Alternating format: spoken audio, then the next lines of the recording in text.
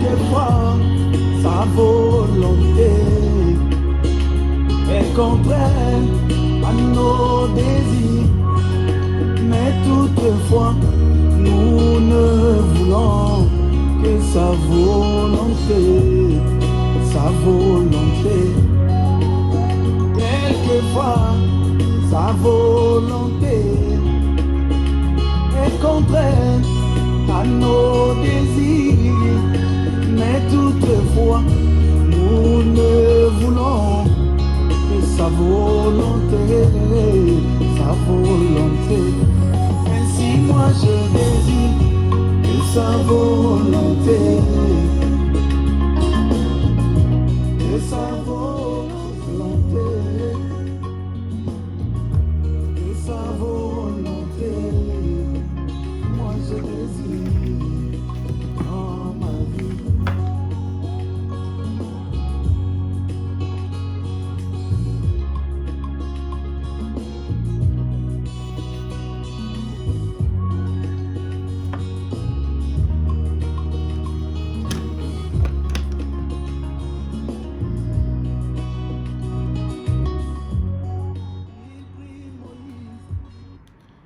Que Dieu vous bénisse richement.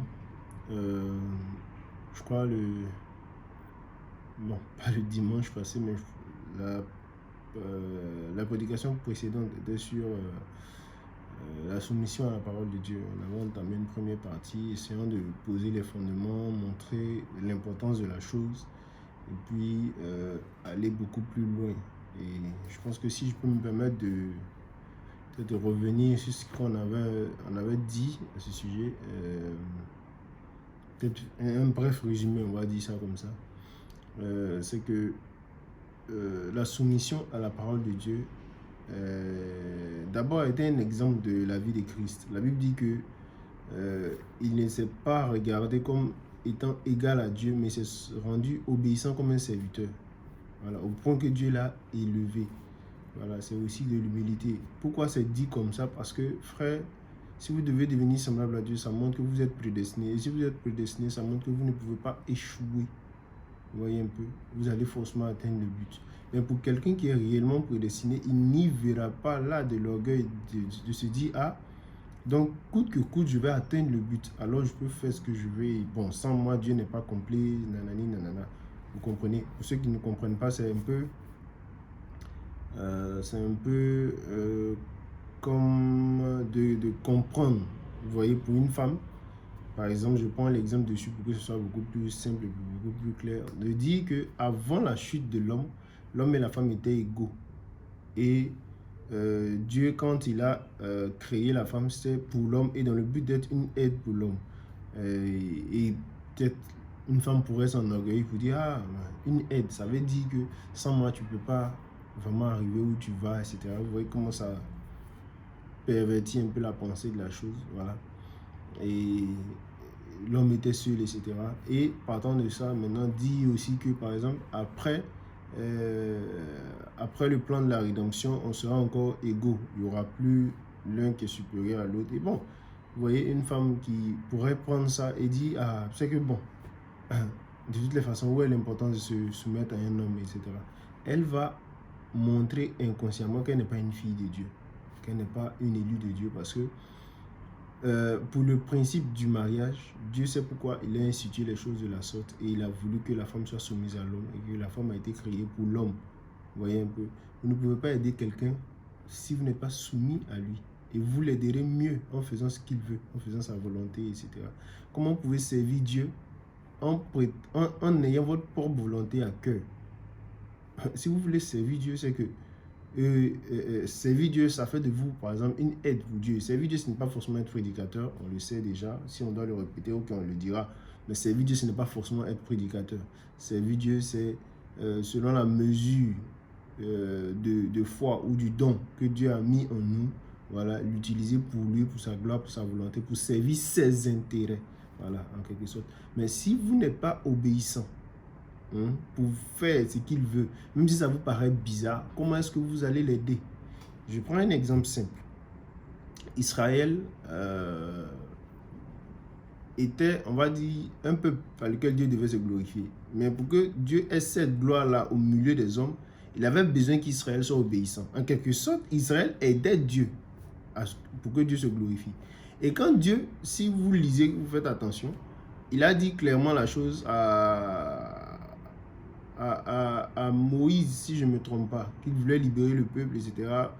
Et si vous voyez Moïse, quand il parlait au début à Pharaon, il disait juste qu'on veut sortir 3 jours, aller adorer notre Dieu, avec ce qu'on a, tout. Et Pharaon n'était pas déjà d'accord pour ça, vous voyez. Jusqu'à ce qu'au dernier moment, quand ils ont réussi à sortir, cette fois-ci, qu'est-ce que Dieu leur a dit? Il dit, vous êtes venus là, voilà, je veux que vous fassiez comme ça.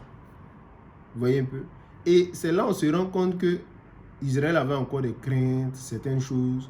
C'est-à-dire, Dieu leur dit, passez par ici, premièrement. Ensuite, il dit, bon, faites comme ça. Là, les Égyptiens vont penser que vous êtes perdus, etc. Et ils vont se mettre à votre poursuite. Mais si vous ne connaissez pas ses intentions, si vous ne lui faites pas confiance, si vous ne l'aimez pas au point de comprendre que tout ce que lui il recherche, c'est pour vous, c'est pour votre gloire, c'est pour votre bien. C'est vrai, il y a sa gloire. Il y a sa gloire parce que tout lui appartient. Oui, il est souverain, on ne peut pas venir tergiverser dessus. Mais au-delà de tout ça, Dieu n'est pas, on va dire, Dieu n'est pas égoïste. Dieu est amour, vous voyez. Et ce qu'il fait, vous voyez, quand vous finissez par comprendre en fin de compte, vous vous rendez compte que c'est pour votre propre bien. Voilà. Et pourquoi il a voulu que son peuple soit en esclavage? Pour lui témoigner son amour. Et Israël a tiré beaucoup de choses dedans aujourd'hui. N'est-ce pas même cette gloire-là qui font que aujourd'hui on ne fait que parler d'eux. Vous voyez? Pourquoi? Parce que Dieu s'est identifié à eux.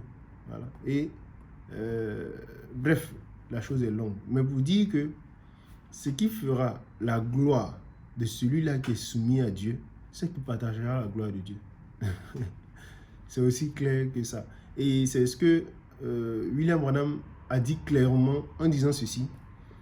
Il dit, l'homme est omnipotent. Ça fait un peu bizarre. L'homme est omnipotent. Moi, là, présentement, souvent, c'est chaud, je pleure. Comment l'homme est omnipotent? Il dit, oui, l'homme est omnipotent. J'allais le dire, mais j'allais le ravaler, mais je vais le dire. L'homme est omnipotent. Un homme complètement soumis à Dieu est omnipotent. Un homme complètement soumis à Dieu, c'est quoi? C'est Dieu vivant dans un homme. Et c'est ce que la Bible dit. La Bible dit, le mystère caché de tout temps, dans tous les âges, et révélé maintenant à ses saints, c'est Christ en vous, l'espérance de la gloire. C'est le but. La chose qui s'est accomplie même dans la vie de William Branham lui-même, au point que les gens ont commencé à l'adorer là. C'est ça qui est là. C'est ça là. Pour Jésus, c'est beaucoup plus flagrant. Parce qu'il était l'empreinte de la personne de Dieu, le seul lieu d'adoration. Ah, Branham, on ne peut pas l'adorer. Ce n'est pas correct, ce n'est pas la parole. Mais le mystère de Dieu s'est accompli en lui. Pourquoi? Parce qu'il était un homme complètement soumis à Dieu. Et c'est ça l'adoption, c'est ça la perfection.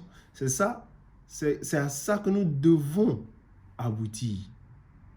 Comme je le disais dans l'exhortation passée, il y a une façon de présenter les choses quand on est encore à la mamelle, quand on est encore enfant. On vous fait comprendre pour que vous acceptiez pleinement la grâce et que vous comprenez que tout est vraiment grâce parce que, excusez-moi, nul ne peut pas venir à la perfection par ses propres efforts. Il faut un préalable. Et ce préalable-là, c'est la grâce de Dieu. Et ce préalable, cette grâce-là, c'est quoi? C'est que Dieu vous a prédestiné à être semblable à lui, à être semblable à l'image de son Fils. Et ce que Dieu est là, c'est ça qu'il a exprimé au travers de Christ. Mais comment vous aurez pu voir ça si Christ n'était pas soumis pleinement à Dieu? Vous voyez un peu? Donc, c'est ce à quoi nous aspirons. Mais le chemin pour y arriver, c'est une soumission à Dieu depuis notre âme, qui est de sa nature, notre esprit et notre corps. Vous voyez un peu? C'est ce qui fait que pour toutes sortes de formes de plaisir, etc., celle qu'il faut fuir, c'est l'impudicité, afin de pouvoir consacrer son corps entièrement à Dieu. J'ai trouvé une fois bizarre que pourquoi Dieu voulait parler au peuple d'Israël et il lui a même demandé de se sanctifier au point pendant 3 jours de ne pas aller vers leur femme. Pas parce que, et il a dit ne toucher aucune femme. Non seulement que, c'est-à-dire que dans toutes les catégories, que ce soit impudicité ou pas impudicité ou dans mariage, peu importe, mais n'allez pas vers les femmes. Pourquoi? Parce que cette forme de plaisir-là ne vous donnera pas de pouvoir marcher par l'esprit.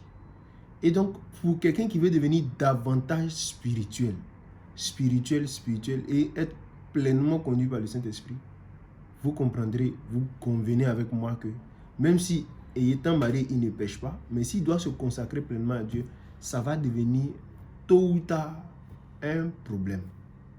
Vous voyez un peu. C'est pourquoi Paul pouvait dire que la femme qui n'est pas mariée, celle-là qui est vierge, s'occupe des choses, de ce qui plaît à Dieu. C'est à ça qu'elle se consacre. Vous voyez un peu. Pourtant, celle qui est mariée s'occupe des choses pour plaire à son mari. Le mari aussi, réciproquement. Mais il continue en exhortant, en disant que il faut que vous fassiez comme si vous n'étiez pas marié, parce que les temps sont tardifs. Vous voyez un peu. Donc là, je veux que ce soit compris. Bref, pour revenir à ce but-là, au pourquoi du pourquoi, c'est un peu ça. Pour vous donner une façon de voir pourquoi se soumettre à Dieu. Voilà, et je pense que j'espère que je ne suis pas en train de tuer le temps. C'est juste pour rappeler à la mémoire le pourquoi de la chose. Et j'aimerais juste faire cette précision encore. Je ne sais pas pourquoi je me sens conduit à revenir dessus. C'est que nous ne nous soumettons pas à Dieu entièrement pour pouvoir, comment je vais dire ça, pour chercher le salut de notre âme, c'est-à-dire pour échapper à l'enfer. Non. C'est par grâce que nous sommes sauvés. C'est par même grâce que nous parvenons à la nouvelle naissance. Mais c'est pour que Dieu soit pleinement manifesté en nous. Pour que le monde voit Christ au travers de nous, que nous devons nous soumettre à la parole de Dieu. Parce que là, nous devenons quoi? La parole faite chair. Nous devenons des épîtres vivantes. Nous devenons Dieu fait chair. Et comment ça se passe? C'est que après que vous ayez accepté le Seigneur et tout, maintenant dans votre marche, c'est ça posséder son héritage, votre marche vers la statue parfaite de Christ. Parce que si vous voulez la voir parfaite, comment il s'appelle? Jacques. L'apôtre Jacques dit ceci. Paul touche un aspect qui est vraiment profond sur le fait que tout est foi. Et cette foi-là, c'est vis-à-vis de vous et de Dieu. Vous devez en être convaincu. Maintenant, entre vous et les hommes, parce qu'il y a cette relation-là, Jésus, lui, grandissait en quoi? Quand vous lisez Luc 2, 52, il grandissait en statut devant les hommes et devant Dieu. Vous voyez? Deux choses. Devant les hommes et devant Dieu. Or, Dieu nous a fait saints et irrépréhensibles pour que nous soyons... Et il nous a prédestinés, pardon, pour que nous soyons saints et irrépréhensibles devant lui et devant les hommes. Vous voyez? Donc, si vous êtes vraiment prédestiné, vous ne vous limiterez pas au salut de l'âme. Non, vous irez beaucoup plus loin. Vous irez à l'adoption. Et oui, c'est différent. C'est deux étapes différentes. Le salut, ce n'est qu'une grâce de pouvoir peut-être être dans... Je vais dire quoi, par exemple? Bon, je suis en Chine. On suppose que en griffe, la Chine peut-être est un très beau pays, très beau pays. Voilà. Et vous pouvez venir en Chine par grâce, entrer en Chine pour ne plus subir, par exemple, la galère, profiter du fait que vous êtes vivant en Chine, vous avez droit à certains petits trucs. Ok, ça c'est, vous êtes entré. Mais en Chine, il y a des positions. Les avantages d'un Chinois né, d'un Chinois, seront différents des avantages d'un étranger. Je pense que c'est beaucoup plus clair, vous voyez. Et maintenant, tous les Chinois n'ont pas quand même la même position. Il y a des Chinois qui travaillent pour l'intérêt du gouvernement, des choses qui sont, en tout cas, qui font évoluer la nation. Voilà. Eux, ils ont des positions beaucoup plus élevées qu'un Chinois lambda qui est là, oh oui, notre pays est développé, mais qui n'apporte rien, qui n'a rien de productif, qui n'est pas soumis, par exemple, aux lois. Il se verra puni parfois. Ou peut-être, même s'il n'est pas soumis, s'il est soumis à la loi, mais qu'il n'est pas productif, qu'il ne va pas dans le sens des intérêts du pays, il se verra quand même emmerder et va manquer de certains privilèges. C'est un peu la même chose avec le royaume des cieux. Ce pourquoi aller échapper à l'enfer, ça, c'est une petite chose. Je l'ai toujours dit pour ceux qui l'ont compris, même pour ceux qui ne le comprennent pas encore, je vais le répéter. Les anges, là, Dieu les a fait pour le servir.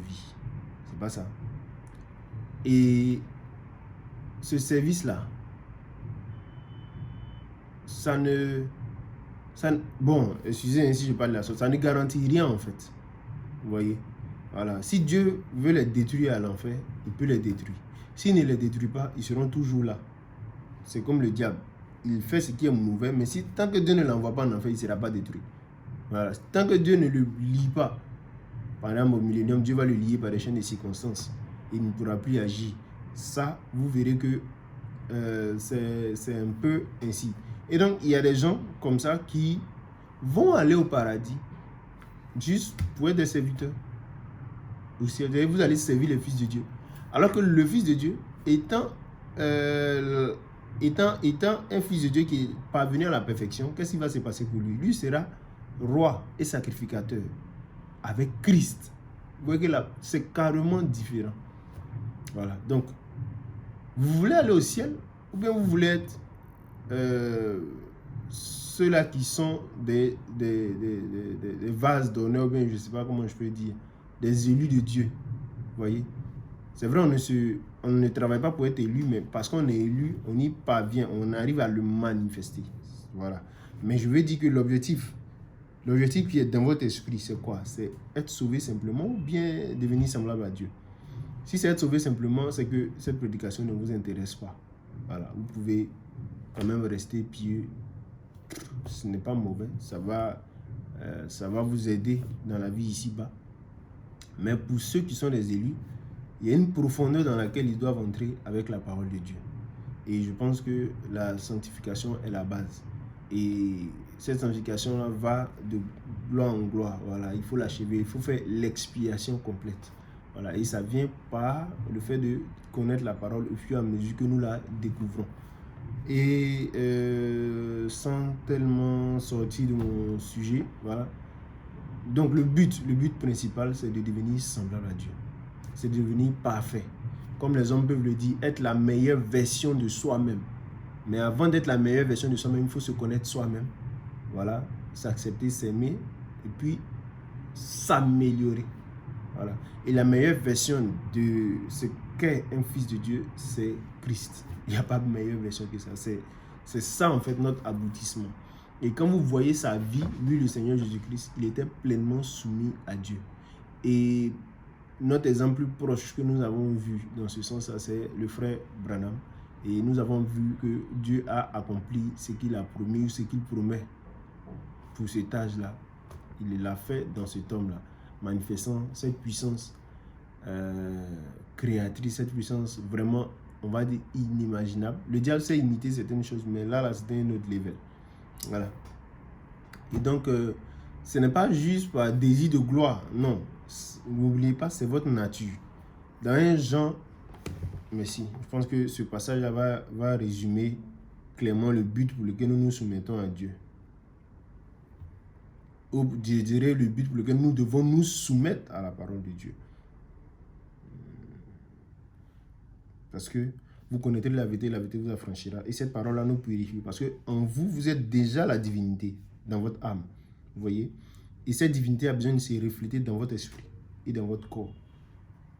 Et quand ça atteint la finalité, qu'est-ce qui se passe? Vous devenez un fils de Dieu dans un corps glorifié. C'est-à-dire Dieu pleinement manifesté. C'est pourquoi Jésus, ayant montré la chose dans son âme, a ensuite manifesté la chose dans son esprit, par la statue parfaite, tout et tout. Et il a montré aussi la chose dans son corps. Il avait une sorte de corps qui pouvait traverser le mur, si vous vous souvenez, après sa résurrection. Voilà. Mais pour vous et moi, pour ceux qui seront vivants au moment de l'enlèvement, vous n'avez pas besoin de mourir d'abord pour atteindre cette sorte de corps-là. Voilà. Ce corps-là sera changé, c'est ce que Paul dit. On ne va pas revenir sur ces passages. Peut-être qu'on va aborder les choses sur l'enlèvement, le cri de commandement ou disons le cri de minuit. On va toucher ces choses-là. Mais pour le moment, je veux lire simplement le résumé de pourquoi se soumettre à la parole de Dieu. Et quand on a cet objectif à l'esprit, là, on va chercher maintenant à bien développer qu'est-ce que la parole de Dieu. Peut-être qu'on va toucher ces deux points aujourd'hui. pourquoi se soumettre à la parole de Dieu. Voilà. Bon, je pense que c'est ça que je suis en train de toucher. Je ne sais pas si je l'ai touché la fois passée, mais bon, je me sens conduit à revenir dessus et on va en parler par la grâce de Dieu. 1 Jean 3, 1 à 3. La Bible dit ceci: voyez quel amour le Père nous a témoigné pour que nous soyons appelés enfants de Dieu. Et nous le sommes. Si le monde ne nous connaît pas, c'est qu'il ne l'a pas connu. N'est-ce pas? Je relis et soyez attentifs. Voyez quel amour le Père nous a témoigné pour que nous soyons appelés enfants de Dieu. Genre, se faire appeler fils de Dieu, ça veut dire quoi? Être de la race de Dieu. Être de la nature de Dieu. Déjà, mais c'est une grâce même de se faire appeler ainsi. Image de Dieu. Il dit, et ce n'est pas simplement une appellation. Il continue, il dit, et nous le sommes. Et nous le sommes. 1 Jean 3. N'est-ce pas? 1 à 3. Et nous le sommes. Voilà. Si le monde ne nous connaît pas, c'est qu'il ne l'a pas connu. Donc, il y a des gens qui ne le sont pas. Et si ces gens-là ne vous connaissent pas, c'est que ces gens-là ne connaissent pas Dieu. Voilà, c'est tout simple. Bien-aimés, vous voyez, il ne s'adresse pas à tout le monde. Bien-aimés, nous sommes maintenant enfants de Dieu. Parce que, pourquoi on parle de prédestination? C'est ça la base, c'est ça la clé. C'est ce qui emmène en fait cette obéissance-là. Parce que frère, pour être un humain, vous devez naître d'un homme. Donc vous êtes homme depuis les reins de votre père. Depuis que vous allez dans le sein de votre mère et naissez, grandissez, jusqu'à ce qu'aujourd'hui vous soyez un homme accompli, peut-être qui apporte beaucoup de choses dans la société. Mais vous êtes homme depuis ici, depuis les reins de papa. Vous voyez, ça n'a pas commencé quand vous avez commencé à avoir des enfants, bien non. Ça a commencé quand vous étiez même sous la forme embryonnaire. Vous voyez? Donc, c'est un peu ça.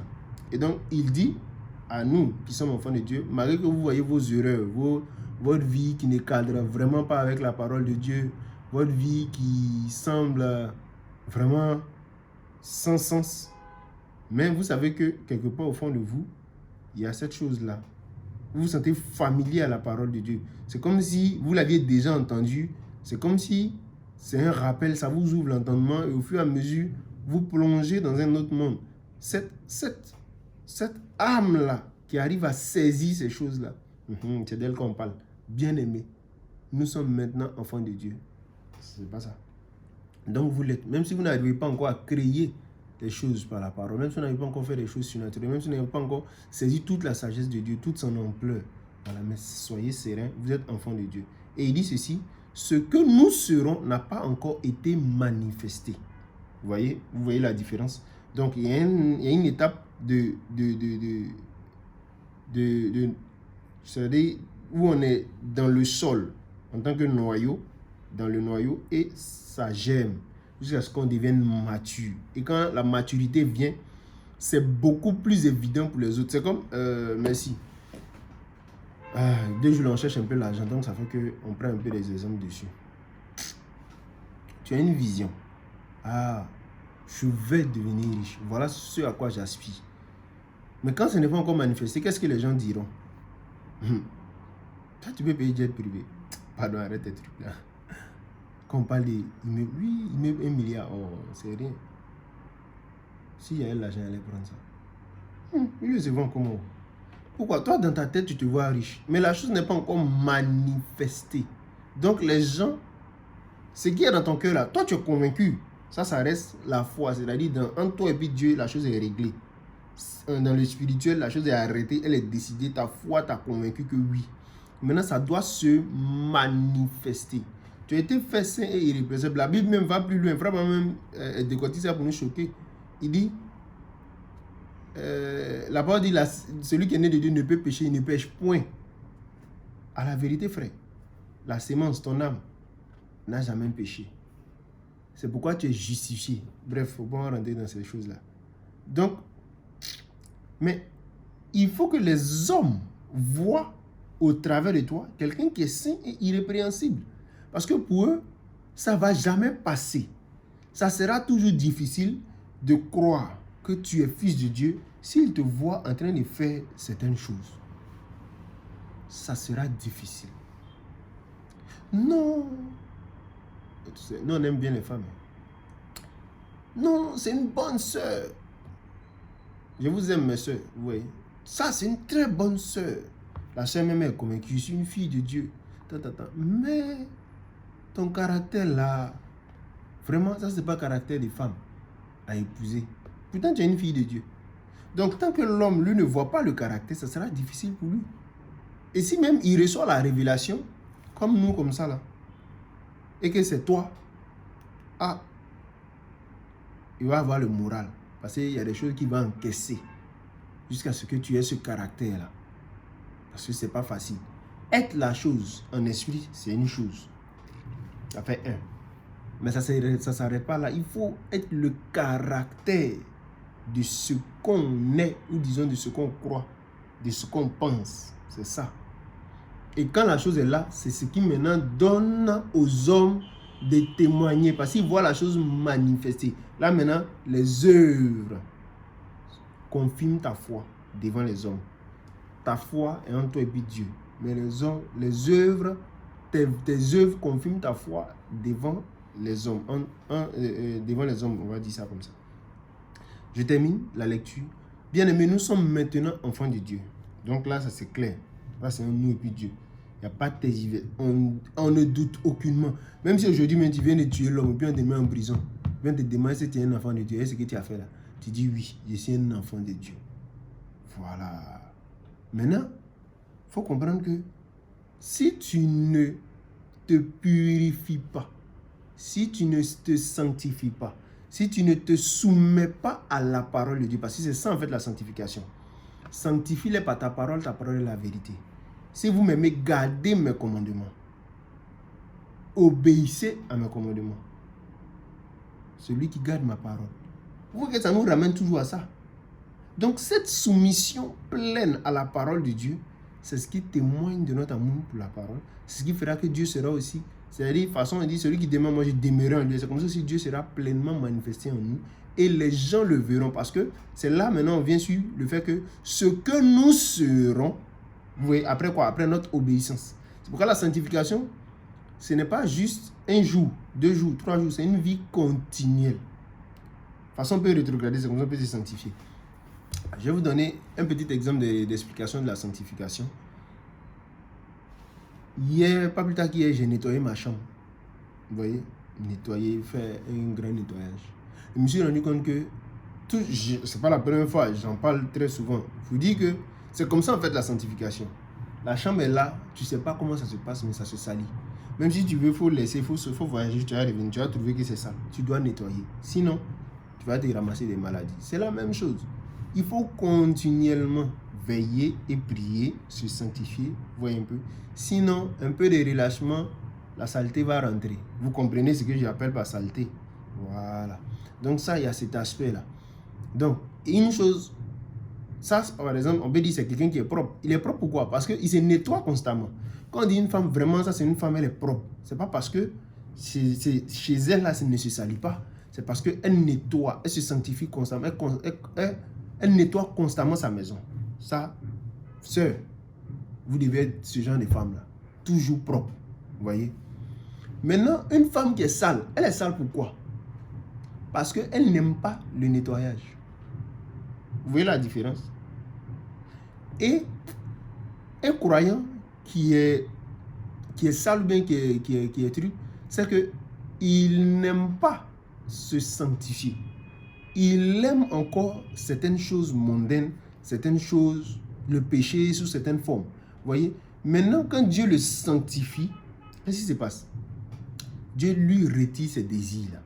Mais la sanctification ne s'arrête pas là.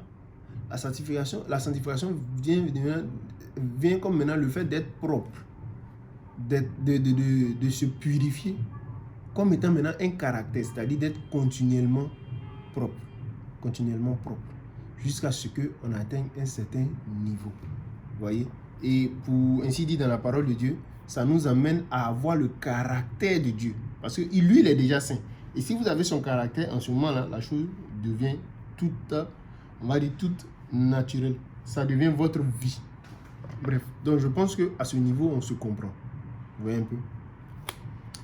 Donc, je termine la lecture. Et ce que nous serons n'a pas encore été manifesté, mais nous savons que lorsque cela sera manifesté, nous serons semblables à lui.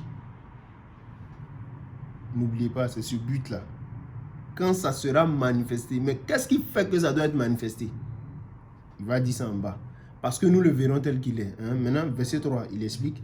Quiconque a cette espérance en lui se purifie, comme lui-même est pur. Soyez parfaits comme votre Père Céleste est parfait. Mais comment on n'a qu'à être parfait comme notre Père Céleste est parfait? Jésus nous ramène, ça c'est Matthieu 24. Parce que non, on ne peut pas être parfait. Il cabote, tais-toi, tu n'en sais rien, tais-toi. Et puis laisse Dieu t'instruire. Et quand il explique comment être parfait, il nous ramène à quoi? À la pratique de certaines œuvres qui dépassent la normale, qui dépassent ce que les scribes et les pharisiens même font. J'explique. Il dit, vous qui êtes les enfants de Dieu, là, si vous aimez ceux qui vous aiment, en quoi vous êtes différents des païens? Donc, il nous amène à quoi? À une obéissance, à quoi? À un principe. À la parole de Dieu, à la volonté de Dieu, aux idéologies de Dieu, à la vision de Dieu. Bref, ça nous ramène encore à la soumission à la parole de Dieu. Donc, il est important de savoir ce que c'est que la parole de Dieu pour pouvoir s'y soumettre. Puisqu'on sait déjà le but. Le but, c'est de nous rendre semblables à lui. Et ce but-là, laissez-moi vous dire quelque chose. Peut-être quelqu'un peut tergiverser. Ce n'est pas à la fin que vous allez en profiter ici-bas. Non seulement pour le siècle à venir et pour le siècle présent, ça sera une bénédiction pour vous. Je donne un exemple simple. Jésus a parlé de la foi. Parce que dans ce sens-là, on aime bien ces belles choses-là. Il a parlé de la foi. Il a beaucoup parlé de la foi. Il a insisté dessus. Demandez à faire que votre joie soit parfaite. Et quelqu'un développe la foi des expériences, la foi, à une foi telle que, vraiment, il peut déplacer les montagnes maintenant. Vous pensez qu'un homme qui a une telle foi là, il ne peut pas rendre sa vie heureuse? Parce que ça se fait par la foi, n'est-ce pas? Maintenant, s'il se limite qu'à la foi et qu'il n'a pas la charité, qu'est-ce que la charité? C'est la nouvelle naissance, la vie de Dieu, le logos. Parce que, regardez, vous pouvez avoir la foi jusqu'à un certain niveau, mais il y a des choses que vous ne pouvez pas faire. Ça, c'est aussi clair que ça. Et qu'on ne se voile pas. Les magiciens, là, ils ont une foi, ils prennent pour faire certaines choses. Vous voyez? Même les gens riches, c'est avec la foi qu'ils opèrent. Maintenant, ce que vous devez comprendre, c'est que cette foi-là, elle est limitée. La foi parfaite vient de Christ et vient de sa parole. La foi parfaite dans un Dieu parfait et dans sa parole parfaite produira en vous des choses parfaites, une joie parfaite si vous voulez, par des œuvres parfaites. Donc, je continue. J'espère que je n'ai pas perdu ma pensée. Donc, Jésus, en nous demandant d'être parfait, qu'est-ce qu'il fait? Il nous ramène à des œuvres. Il dit quoi? Soyez parfaits comme votre Père Céleste est parfait. Aimez ceux qui vous haïssent, ceux qui saluent, ceux qui ne vous saluent pas. Voilà. Dépassez le niveau normal. Voilà. Et quand vous comprenez ça, vous comprenez ce à quoi vous aspirez. Mais si vous ne vous soumettez pas à ça, comment vous allez refléter cette perfection? Ce ne sera pas possible. Si vous vous mettez là à dire non, mais bon, moi, je ne peux pas. C'est vrai, il ne le déteste pas, hein, mais moi, il ne peut pas l'aimer. Il n'a qu'à rester dans son coin, moi ici dans mon coin. Ce n'est pas la perfection. Vous direz c'est légitime. Il ne m'aime pas. Je ne l'aime pas aussi. Mais vous n'êtes pas différent d'un païen. Parce que le païen aussi c'est comme ça, tu ne l'aimes pas, il ne t'aime pas. Tu l'aimes, il t'aime. Mais Dieu te dit, toi, il faut aimer tes ennemis. Mais est-ce que Dieu, Seigneur, pardonne-moi ces expressions, est-ce que Dieu est bête en vous disant d'aimer vos ennemis? Prenons même les gens simples là, les gens qui ont compris ça. Vous allez savoir que votre ennemi là, souvent il est plus sincère même que votre ami. Parce que votre ennemi frappe droit et il vous montre vos faiblesses. Et quand vous avez un ennemi, quand il vous montre vos faiblesses, il cherche à vous détruire. Et si vous savez que par la foi, vous devez être indestructible, qu'est-ce qui va se passer? Là où l'ennemi là essaie de frapper, là, ça va vous rendre beaucoup plus aguerri. Ça va vous rendre beaucoup plus fort. Parce que quand l'ennemi ne sera plus vous taper, en ce moment-là, ça veut dire que vous êtes invisible. Et invincible, pardon. Vous voyez un peu. Voilà. Et c'est ce pourquoi Dieu nous demande d'aimer nos ennemis. Voilà. Vous ne pouvez pas là. Non, non, non, non. Tu as cherché à le détruire, mais tu n'as rien compris. Tu n'as rien compris. Si tu es convaincu que l'ennemi ne peut pas te nuire, en ce moment-là, sois serein. Et puis avance. Bref, voici en résumé ce pourquoi nous devons nous soumettre à la parole de Dieu. Quiconque a cette espérance en lui se purifie comme lui-même est pur. Quiconque pêche transgresse la loi et le péché est la transgression de la loi. Or, vous le savez, Jésus est apparu pour ôter les péchés et il n'y a point de péché en lui. Quiconque demeure en lui ne pêche point. Quiconque pêche ne l'a pas vu et ne l'a pas connu. Petits enfants, que personne ne vous séduise, celui qui pratique la justice est juste comme lui-même est juste. Celui qui pêche est du diable. Car le diable pêche dès le commencement. Le Fils de Dieu apparut afin de détruire les œuvres du diable. Quiconque est né de Dieu ne pratique pas le péché parce que la sémence de Dieu demeure en lui. Et il ne peut pécher parce qu'il est né de Dieu. Voilà. Ainsi de suite. Bref. Au verset 3, je pouvais m'arrêter déjà, mais bon, j'ai préféré lire pour dire que voici à quoi nous aspirons. À être semblable à Dieu. Et c'est ce pourquoi nous devons apprendre à nous soumettre à Dieu en toutes choses. En toutes choses, nous devons apprendre à nous soumettre à Dieu. C'est très, très, très important. Tu veux être heureux? Tu veux être béni? Je ne sais pas quelle autre chose que tu cherches, que tu recherches ici-bas. Apprends à te soumettre à Dieu. Si tu vis pour lui, il dit, cherchez vraiment le royaume des cieux et tout ce vous sera donné par-dessus tout. C'est réel. Vous voyez un peu. Donc, on va aller, on va dire dans le vif du sujet. Qu'est-ce que la parole de Dieu? Franchement, j'ai moi-même mis la question ici. Mais je ne sais pas comment je vais définir. Je vais me débrouiller pour en parler. Parce qu'il faut se soumettre à Dieu. Se soumettre à Dieu à quoi précisément? C'est forcément à sa parole, à sa volonté. N'est-ce pas? Voilà. Et je vous en prie, quand on dit se soumettre à la parole de Dieu, excusez, je dis.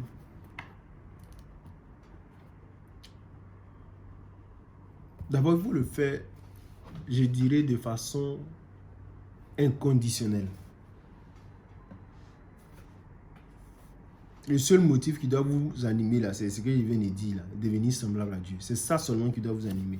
C'est-à-dire que vous ne devez jamais vous baser votre sanctification sur le fait de plaire aux gens. C'est ça que les hommes vont regarder pour dire que oui, tu es bien. Mais ne le faites jamais à cause des hommes. Ce serait faire un mauvais choix. Même moi-même là, qui suis en train de vous parler là, je ne le fais pas à cause des hommes, mais je me suis rendu compte que j'avais de la faiblesse. Je m'explique. C'est-à-dire, je sais que c'est pour Dieu qu'on se sanctifie. Mais il y avait un truc vraiment qui me dérangeait beaucoup. Beaucoup, beaucoup, beaucoup. Et c'était quoi ce truc-là? Vous savez, souvent quand certaines choses se passent, on peut déprimer, on peut s'emmerder. Peut-être que les autres n'ont pas conscience. C'est un peu comme... je vais prendre un exemple qu'on voit naturellement, puis je vais rentrer dans ma vie maintenant. Regardez.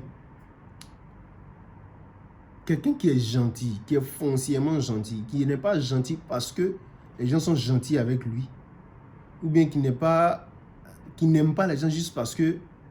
Et qui aime les gens pas parce que les gens l'aiment, mais parce que il a cette nature-là. Vous allez voir que quand on va lui faire du mal, il va chercher soit à ne pas se laisser atteindre par ça, et même s'il peut aider l'autre à devenir meilleur, il le fera. Vous voyez un peu? Ça, c'est quelqu'un qui a fait quoi? Qui a traversé. C'est-à-dire peut-être avant, tu n'aimais pas quelqu'un. Tu as commencé à aimer les gens, ceux qui t'aiment, tu les aimes. Mais ce n'est pas encore ça. Ça, ce n'est pas le niveau normal. Le niveau qui est correct, là, c'est de monter. Parce que c'est tout à fait normal d'aimer ceux qu'on aime. Tu ne peux pas être méchant avec ceux qui t'aiment. Ça va créer quelque chose de bizarre. C'est que toi, tu es encore en bas ici. Maintenant, quand tu aimes ceux qui t'aiment, tu es reconnaissant, tout et tout ça, c'est bon. Mais ce n'est pas fini. Il faut monter un peu plus loin. Il faut commencer à aimer ceux qui ne t'aiment pas. Vous voyez? Il faut aimer ceux qui ne t'aiment pas. Il faut prier, en tout cas, ce que le Seigneur a dit, il faut dire. Donc la loi, la grâce, bref, va à ce qui est parfait. Et imaginons que quelqu'un te fait du mal, tout et tout, et que tu as réellement cette nature. Tu ne vas pas mal agir envers lui. Tu vas chercher à l'aimer, tu vas chercher à... C'est-à-dire que tu ne seras pas atteint en fait par ce qu'il fait. Comme un exemple que je pourrais donner... au début de sa conversion, Frère Branham avait rencontré une dame chez elle parce qu'il partait couper l'électricité. C'était le travail qu'il faisait, l'électricité ou l'eau, parce qu'il travaillait pour les services publics. Et qu'est-ce qu'il a fait? Il est venu, il a dit à la dame que il voulait couper tout et tout. Oh, elle a comme ça l'engueulé parce que bon, c'était chaud. La galère, elle est en galère, puis elle est impolie encore pour mettre dessus. Elle a commencé à l'engueuler, l'insulter, tout et tout. Que si, en tout cas, elle devait. En tout cas, elle l'injurait. Et il lui a dit, mais pourquoi vous faites ça? Vous ne craignez pas Dieu? Elle a commencé encore. Genre, toi, t'es qui? Peut-être à me parler de Dieu. Hein? Si moi, il doit écouter la parole de Dieu, en tout cas, c'est pas par toi, il est passé. Il doit même. Tu étais comme ça, insulter sa maman, tout et tout. Voilà. Mais, bizarrement, il s'est rendu compte que ça ne lui disait rien. Sinon, quelques années avant, pardon, il allait, comme le narrateur le disait, il allait casser la gueule de cette femme-là. Parce que il s'était donné un principe comme quoi un homme qui touche une femme, c'est-à-dire un homme qui frappe une femme, n'est pas un homme en fait, voilà, n'a pas assez de courage. Donc, mais voyant la façon dont la femme la faisait, il dit, si c'était peut-être quelques années en avant, il lui aurait, genre, il allait laisser ses principes là, corriger comme je dois. Mais il a senti que ce qu'elle faisait ne l'atteignait pas. Il était plutôt ému de compassion pour elle en fait. Et il lui a dit, quand elle a fini de faire tout ça, il lui a dit, madame, je vais prier pour vous. Et puis il s'est retiré, il est parti prier dans le secret pour elle. Et c'est quand il était en train de prier là, il a eu une vision en même temps. Et le Seigneur l'a montré quelqu'un pour qui il priait, tout dans la vision. Il se voyait lui-même. Bref, quand vous allez lire sa vie surnaturelle, vous allez connaître la suite. Mais pour dire que, c'est un exemple. Vous voyez, il l'aimait vraiment. Et malgré qu'elle se comportait en ennemi vis-à-vis de lui, il n'était pas atteint par ça. Ça, c'est un caractère. Je vais donner un exemple d'un pote avec qui je joue aussi beaucoup. Et souvent, il lui arrive de, comme on le dit en griffe, de péter un câble. Dire des injures, des choses bizarres. Tu t'assois même, tu regardes, tu dis, mais ça là, il est en train de dire là. C'est pourquoi. Quand ça a fini, ça va devenir des histoires après. Parce qu'en fait, j'ai appris à comprendre les gens, après à les connaître. Souvent, les gens qui paraissent un peu comme méchants, etc. C'est faux, en fait, ils ne sont pas méchants, ils sont fragiles. C'est des gens qui ont un esprit un peu faible. Voilà. Et tout ce qu'ils peuvent faire, peut-être pour se défendre, même pour se taper, c'est ça qu'ils font comme en réagissant de la mauvaise manière. Et ce jour-là, je le voyais en train de dire des bêtises. Et j'ai riais. Bizarrement, ça ne m'a pas atteint. Je n'ai même pas fait cas de ça. Il est laissé comme ça. J'ai ri en fait, parce que ce qu'il disait, je ne considérais pas. Non seulement c'était faux, et il essayait de se défendre. Peut-être la circonstance, c'était que, en fait, nous ne pouvons pas vraiment participer en classe. Voilà, je peux dire ça comme ça. Nous ne pouvons pas vraiment participer en classe. Il est souvent gêné quand j'incite les professeurs à l'interroger. Pour lui, c'est pour l'emmerder. Alors que moi, je vais faire quoi? Je vais l'amener à réagir. Voilà. Je vais l'amener à réagir. Je vais l'amener à se donner. Parce que tu ne peux pas être éveillé dans certaines autres choses. Et dans ce qui est principal, là, tu n'es pas éveillé. Et en plus d'être notre ami un peu proche, souvent quand tu viens avec tes échecs, là, c'est difficile pour nous de nous manifester notre joie. Mais quand on quitte là, tu as toujours les mêmes habitudes. Ouais, un peu. Donc, si on a parlé comme ça ne rentre pas là. On essaie de trouver des astuces, mais c'est toujours fait dans l'amour pour l'aider. Donc, il essaie de voir ça comme genre de la fragilité, etc. ou bien de l'immaturité. Mais bon, moi, je suis un peu habitué à ces choses-là. Et donc, j'en ris. Donc, il disait des bêtises, j'étais là quand... Ça, c'est rien d'important. Et puis, j'ai fini. Je vous assure, pas plus tard que le même jour, on devait sortir. Et bon, tu vois, on aime se saper un peu.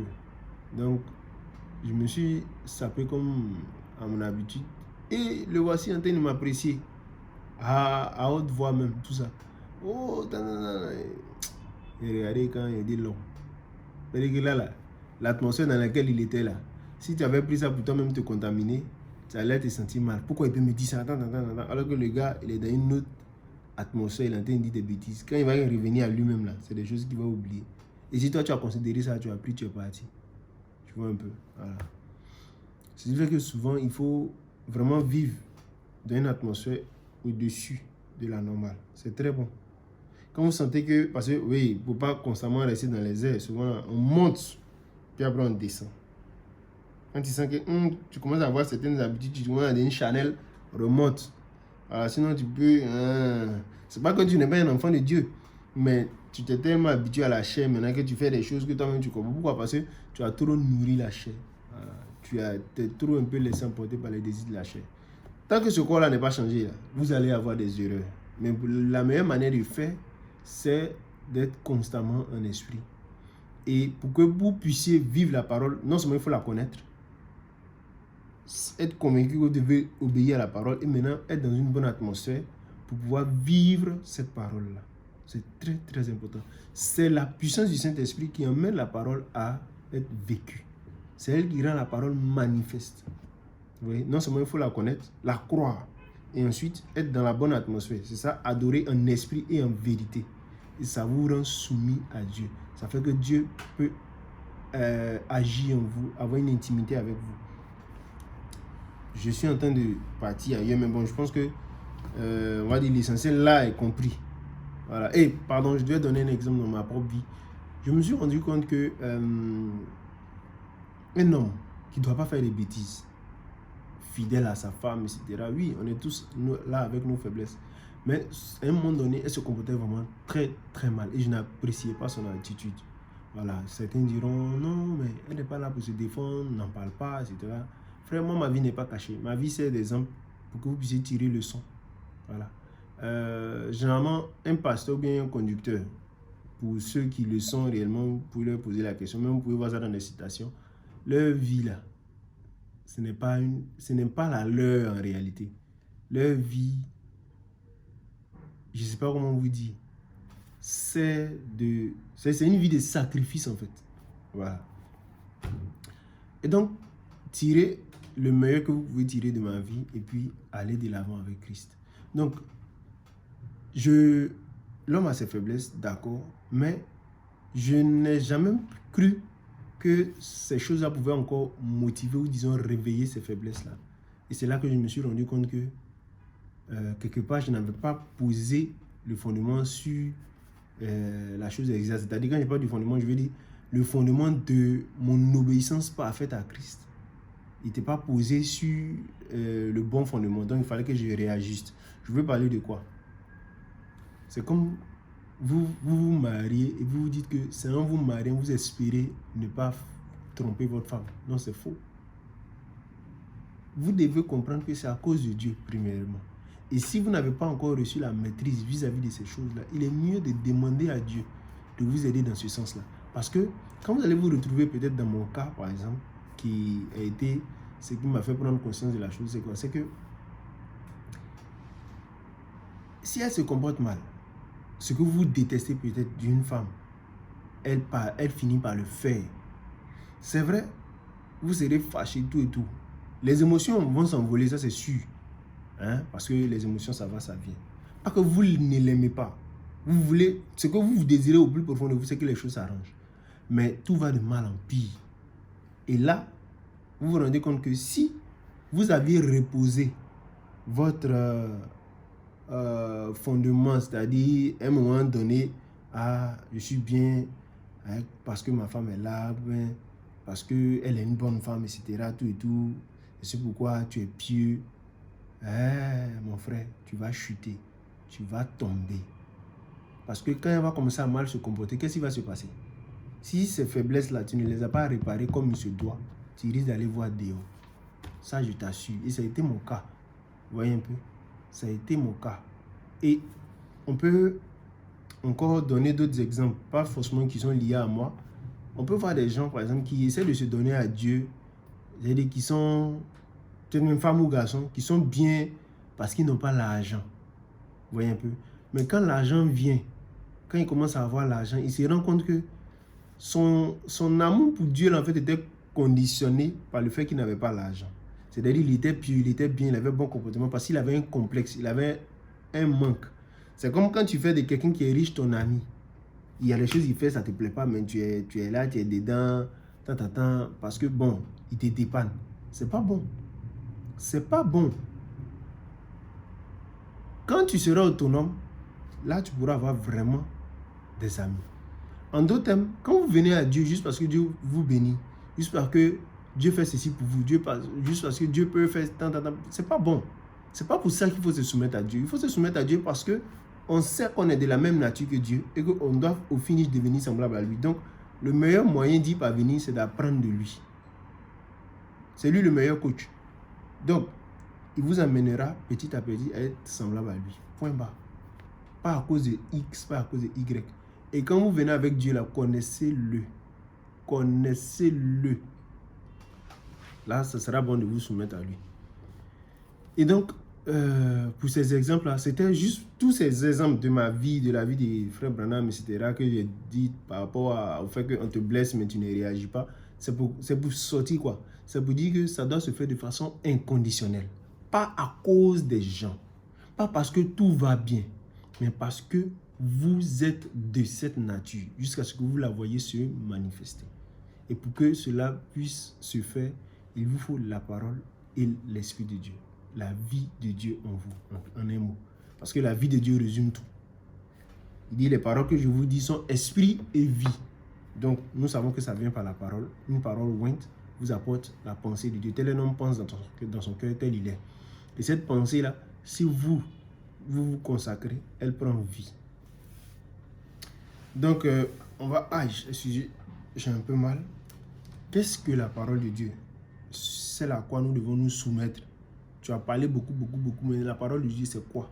D'ailleurs, même souvent, la même chose, on peut faire pour savoir qu'on est dans la vérité. Ça, c'est un sujet vraiment tendu. Mais je ne m'adresse pas à tout le monde. Je ne m'adresse pas à l'incroyant, à celui-là qui veut savoir s'il est dans la vérité ou pas. Ça se fait par la foi. Et il n'y a que Dieu qui peut vous permettre de savoir. C'est-à-dire que vous allez découvrir en fait que vous êtes dans la vérité. Sinon, vous ne pouvez pas... Parce qu'au préalable, il faut être sorti, il faut être de la vérité et puis venir à la vérité. Donc, vous ne ferez que vous rendre compte. C'est tout. Voilà. Et c'est la grâce de Dieu qui vous aidera à y parvenir. Donc, je pense que c'était tout ça, c'était mon résumé. Hein? Donc, on va chanter un cantique, lire la parole et puis commencer notre sujet du jour. Vous pouvez préparer Psaume 119, verset 130. Je vois ce que j'ai noté là-bas.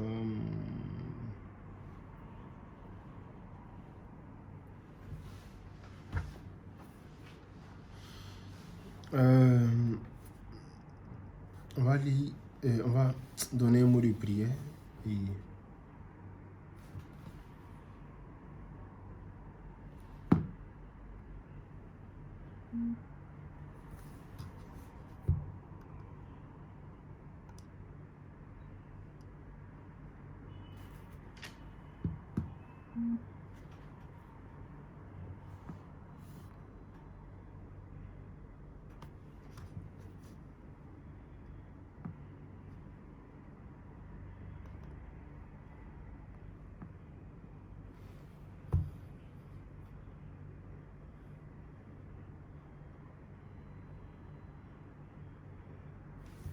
excusez, j'essaie de connecter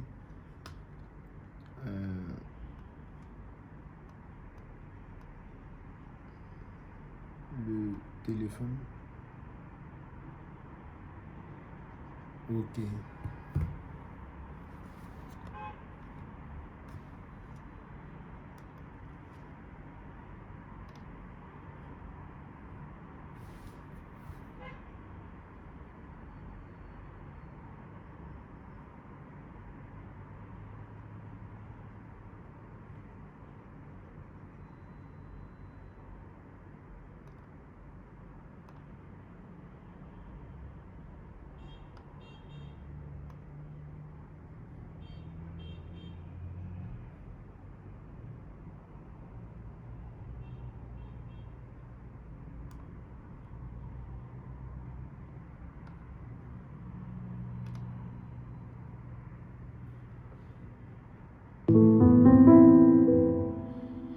Ok.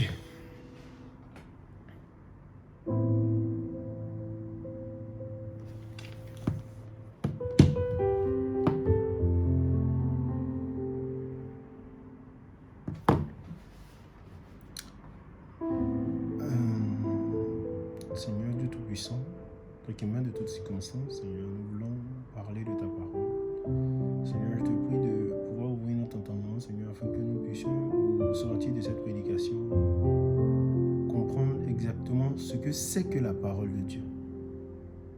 Et afin de savoir à quoi nous soumettre et comment le faire, Seigneur. Comment nous soumettre à ta volonté, Seigneur. Et remplis-nous, Seigneur, de conviction du fait que tu nous as aimés, tu nous as prédestinés à être semblables à toi, avant la fin de son monde. Et que, Seigneur, cela soit le but que nous recherchons, en cherchant à te connaître premièrement, toi, et à chercher à te ressembler, Seigneur, en toutes choses. Comme si, Seigneur, si tu vivais au travers de nous, qu'est-ce que tu ferais, Seigneur? Que nous puissions le refléter en toutes choses. Au nom de Jésus-Christ, je prie. Amen.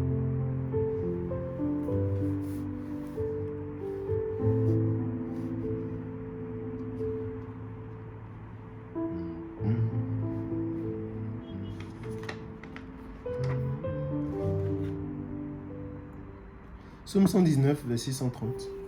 Lisons la parole. La révélation de tes paroles est claire. Elle donne de l'intelligence aux simples. J'ouvre la bouche et je soupire, car je suis avide de tes commandements. Tourne vers moi ta face et aie pitié de moi selon ta coutume, à l'égard de ceux qui aiment ton nom. Affermis mes pas dans ta parole et ne laisse aucune iniquité dominer sur moi. Délivre-moi de l'oppression des hommes afin que je garde tes ordonnances. Fais luire la face de ton serviteur et enseigne-moi tes statuts. Mes yeux répandent des torrents d'eau parce qu'on n'observe point ta loi. Que Dieu ajoute des bénédictions à la lecture de sa parole. Et nous voulons que connaître sa parole, c'est quoi sa parole, tout et tout, et que cela nous donne de l'intelligence, que cela nous permet de renouveler notre intelligence, et par-dessus tout que nous puissions la connaître et nous soumettre à elle. Généralement, quand on parle de la parole de Dieu, on a comme l'impression que c'est un bouquin avec des écritures dedans. Détrompez-vous. C'est pas faux. Ça, c'est pas faux. C'est aussi la parole de Dieu, mais la parole écrite. Mais la parole de Dieu, ce à quoi vous devez réellement vous soumettre, c'est Dieu lui-même. Et un verset l'explique clairement. La parole de Dieu est un être vivant, un être qui a une intelligence, qui est puissant, qui est Dieu lui-même. Est-ce que vous comprenez? Cette parole-là, c'est Dieu lui-même.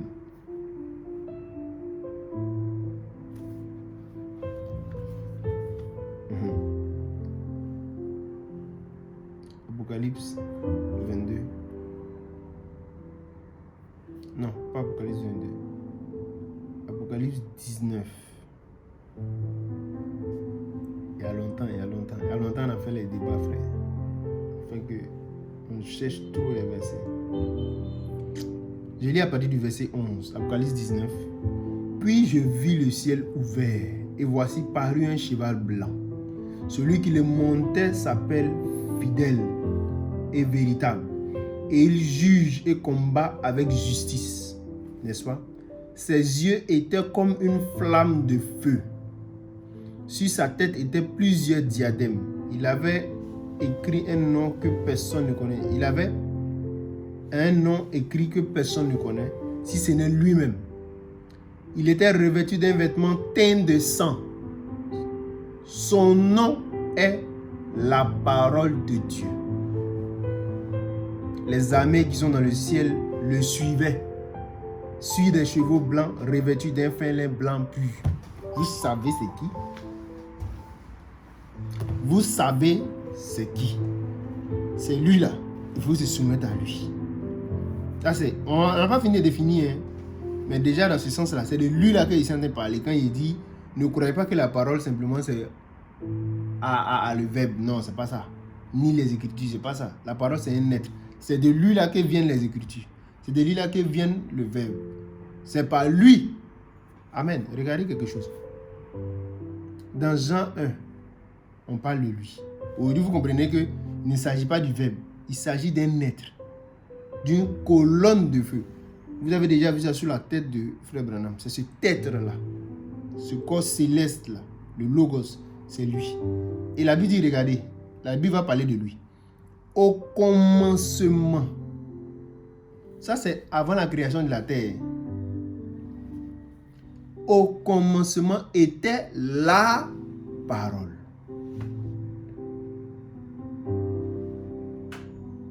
Amen. La parole était avec Dieu.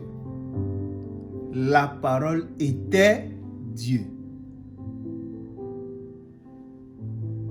Se soumettre à la parole de Dieu, là, c'est ça. Elle était au commencement avec Dieu. Toutes choses ont été faites par elle. Et rien de ce qui a été fait n'a été fait sans elle. En elle était la vie. Et la vie était la lumière des hommes. La lumière luit dans les ténèbres et les ténèbres ne l'ont point reçue. Il y eut un homme envoyé de Dieu. Son nom était Jean.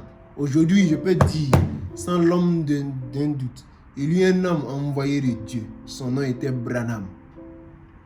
Il vint servir de témoin pour rendre témoignage à la lumière du temps du soir, afin que tous crussent par lui. Il n'était pas la lumière. Oui, Branham n'était pas la lumière. Mais il parut pour rendre témoignage à la lumière. Cette lumière était la véritable lumière qui, venant dans le monde, éclaire tout homme. Venant dans Laodicée, éclaire tous ceux qui veulent aller dans la seconde venue. Bon, tout le monde. Bref, j'espère que vous comprenez. Se soumettre à la parole de Dieu, ce n'est pas juste prendre un bouquin, bosser les credos là par cœur, et puis venir dire, on fait pas ça, on fait ça, on fait ça. Tu seras confus. Tu seras dans la confusion, parce que tu finiras par croire que la Bible se contredit. Parce que derrière ces écritures, il y a une vie, il y a une inspiration, il y a une intelligence qui a prononcé ces paroles. C'est elle la véritable parole de Dieu. C'est elle la pensée de Dieu, la vie de Dieu. Et regardez, je vais prendre un autre troisième passage pour vous confirmer que la parole, c'est un être vivant. Colossiens 1, 12. On vous a dit quoi? Que tout a été fait par elle. Et rien de ce qui a été fait n'a été fait sans elle, n'est-ce pas? Et on vous a dit encore que la parole de Dieu montait sur un cheval, elle venait pour se venger. Les yeux comme une flamme de feu, avec une épée. Hein? Maintenant, lisons quelque chose. Il est écrit, rendez grâce au Père, qui vous a rendu capable d'avoir part à l'héritage des saints dans la lumière, qui nous a délivrés de la puissance des ténèbres et nous a transportés dans le royaume du Fils de son amour, en qui nous avons la rédemption, la rémission des péchés. Hein? Il est l'image du Dieu invisible, le premier-né de toute la création. Donc au commencement était la parole, c'est lui, le Fils. Mingbai, non? Car en lui ont été créées toutes les choses qui sont dans les cieux, sur la terre, les visibles, les invisibles, trône, dignité, domination, autorité. Tout a été créé par lui et pour lui. Il est avant toute chose et toute chose subsiste en lui. Il est la tête du corps de l'église. L'église n'a pas de tête. L'église ne sait pas réfléchir. L'église, c'est des brebis. Une brebis a besoin d'être conduite. L'église ne réfléchit pas par elle-même. Il est la tête du corps de l'église. Mon bras fait pas ça. Vous voyez le geste là. Le geste qui est là. Ça. Oui, ce geste là. Le fait de faire comme ça là. Mon bras fait pas ça de lui-même. Mais c'est le bras que vous voyez faire.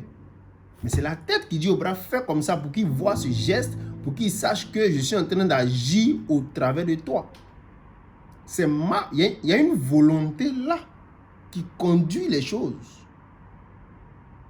C'est ça la parole de Dieu. Si je prends la chose à mon niveau, c'est l'esprit intérieur qui fait quoi? Qui anime tout ce corps-là. C'est à celui que le corps est soumis. Parce que cet esprit intérieur, même si on coupe ma tête, lui, il ne meurt pas, il est là.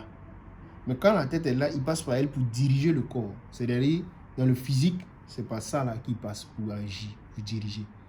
Mais en réalité, c'est l'homme intérieur. Bref, dans notre cas, en tant que corps spirituel, notre tête, c'est Christ, le Seigneur, le Logos, la colonne de feu, l'attribut de la plénitude de Dieu. C'est ça. Et c'est pourquoi on dit au commencement était la parole. Au commencement, c'était lui. C'est pourquoi si vous relisez Jean 1:1, vous allez faire attention maintenant.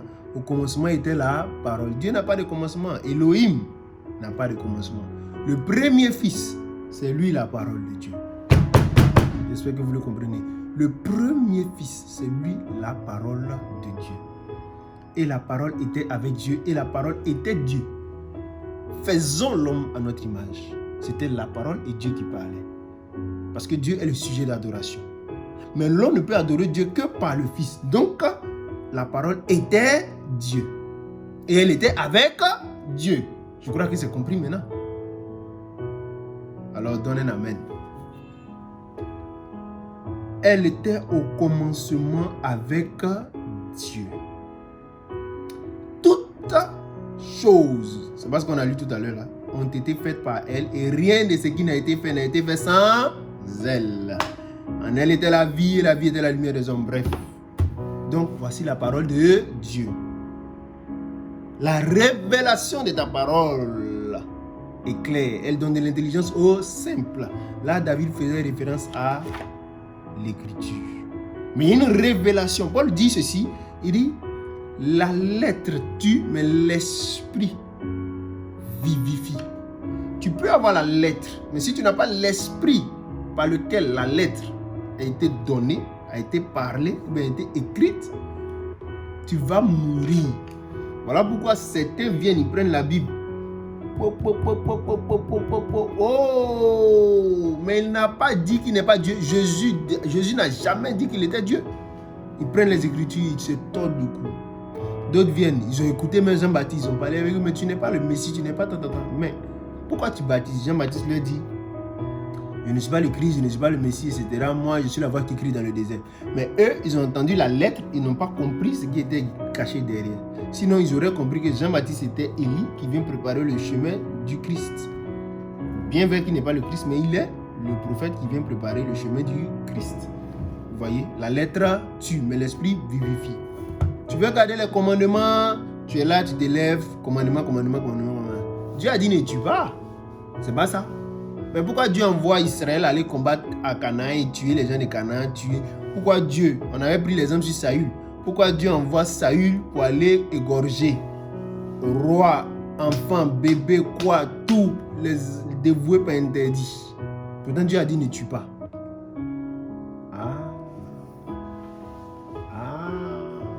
C'est ça. Tu pensais que prendre les commandements, beau, se focaliser dessus, c'était ça, obéir à Dieu. Tu mens, tu n'as rien compris. Prendre les commandements sans la vie de l'auteur, tu ne feras de toi qu'un religieux. Et bien plus, tu seras dans la confusion. C'est pourquoi la chose que vous devez rechercher par-dessus tout, pour être conduit par le Saint-Esprit, qu'est-ce que la parole de Dieu? Votre absolu, ça doit être c'est-à-dire ça doit être Christ lui-même. Et reformulé, ça doit être le Saint-Esprit. Il vous conduira dans la parole. Parce que c'est ça. Dieu est une intelligence. Votre propre corps est conduit par une intelligence. Est-ce que je me trompe? Cette intelligence-là vient de votre cœur. C'est par là. Cette intelligence-là est émotionnelle. Elle utilise les facultés du cerveau, de votre esprit, et puis agit. Sinon, l'intelligence qui est censée vous conduire, c'est la parole de Dieu, c'est-à-dire Christ. Que vous soyez femme ou homme. Donc, vous devez vous soumettre à lui pour qu'il vive au travers de vous. Amen. En ce moment-là, ce cantique-là aura de trucs, aura un sens pour vous. On va le chanter ensemble. Ce n'est plus moi qui vis, alléluia. C'est Jésus qui vit en moi. Ce n'est plus moi qui vis, alléluia. C'est la parole qui vit en moi. En moi, en moi. C'est Jésus qui vit en moi. Ce n'est plus moi qui vis, alléluia. C'est Jésus qui vit en moi. Bref, je pense que vous comprenez. Voici un peu ce à quoi nous aspirons. La parole de Dieu, c'est ça. C'est Christ, c'est un être. C'est pourquoi, frère, il faut naître de nouveau. Et rechercher activement la nouvelle naissance. Sans quoi, vous ne pourrez jamais vous soumettre à Dieu. Vous ne pourrez jamais être soumis à la parole de Dieu pour devenir omnipotent. Il y a des gens qui respectent certains principes de Dieu. Souvent chrétiens, souvent pas chrétiens. Mais ça ne fait pas d'eux des fils de Dieu. Si tu es chrétien, il y a des gens riches qui ne croient pas en Dieu, mais qui obéissent à certains principes de Dieu et qui sont dans le bonheur, dans l'abondance. Quand un chrétien a ça, juste parce qu'il dit Jésus, on a comme l'impression qu'il est le préféré de Dieu. C'est faux. Et les païens là? Et les païens là, vous allez dire quoi? Et de même, tu peux être chrétien. Il y a certaines lois de Dieu, si tu ne mets pas ça en pratique, tu seras pauvre. Ça, c'est sûr. Pierre n'était pas un homme riche. Et puis, ça ne l'intéressait même pas.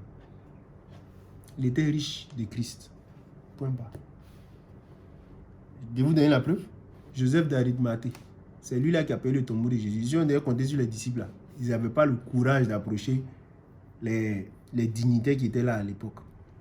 Mais c'est lui qui est parti vers Hérode, mais je ne sais pas qui là, pour demander le corps de Jésus. Et il a pris pour le mettre dans un tombeau neuf.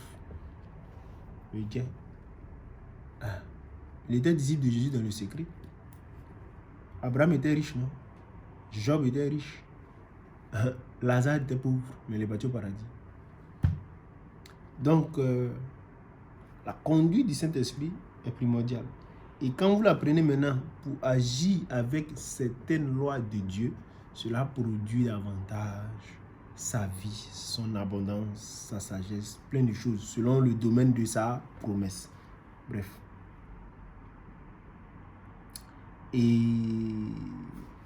j'ai noté ici, pour définir la parole de Dieu, j'espère ne pas être long, on a tout le temps pour traiter ce sujet, la soumission à la parole de Dieu.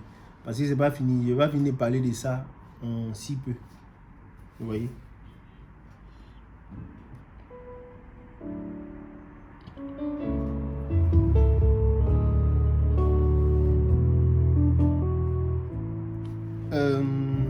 J'ai noté ici, que doit-on considérer comme étant la parole de Dieu ou sa volonté pour s'y soumettre?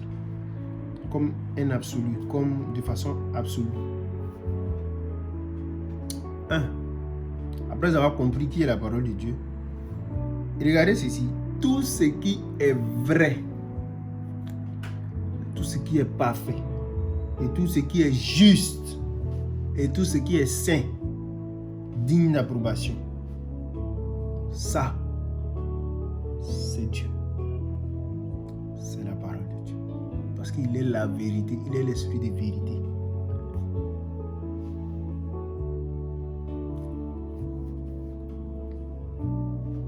Dans Jean 14, verset 6, il dit ceci.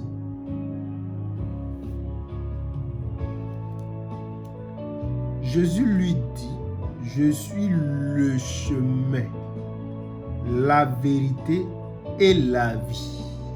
Nul ne vient au Père que par moi. Le chemin, la vérité et la vie. C'est pas tout.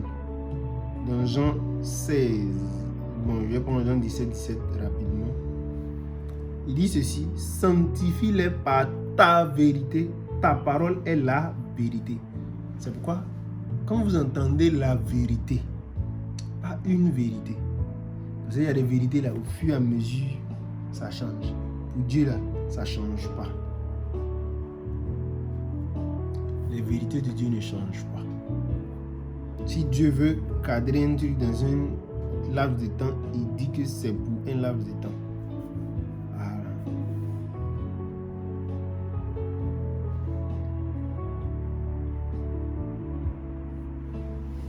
L'épuisement commence à nous gagner. Ça veut dire que on va arrêter bientôt. J'ai noté beaucoup de passages ici. On va les lire et puis Jean 16, verset 13, il dit ceci, quand le consolateur sera venu, l'esprit de vérité, il vous conduira dans toute la vérité, car il ne parlera pas de lui-même, mais il dira tout ce qu'il aura entendu et il vous annoncera les choses à venir. Donc, la parole de Dieu, la révélation de sa parole, tout et tout. Maintenant, un truc est simple, frère. Je ne vais pas tourner.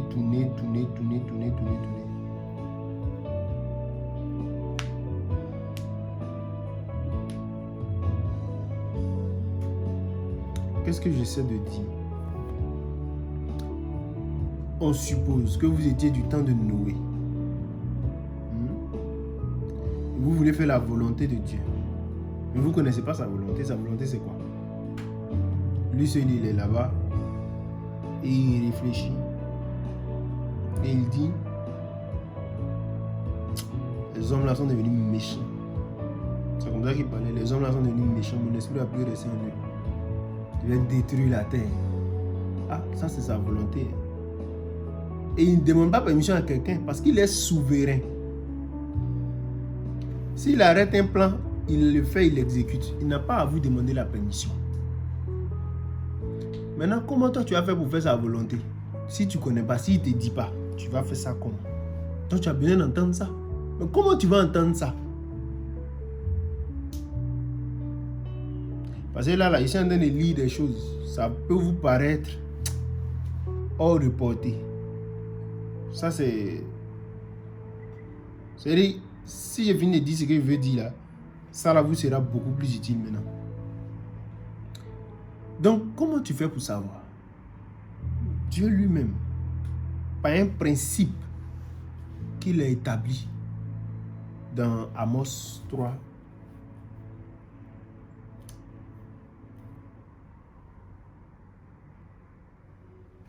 Je lis ce principe-là. Sonne-t-on de la trompette dans une ville sans que le peuple soit dans l'épouvante? Arrive-t-il un malheur dans une ville sans que l'Éternel n'en soit l'auteur? Pouvait-il venir un déluge sans que Dieu n'en soit l'auteur? Car le Seigneur, l'Éternel, ne fait rien. Je vais répéter.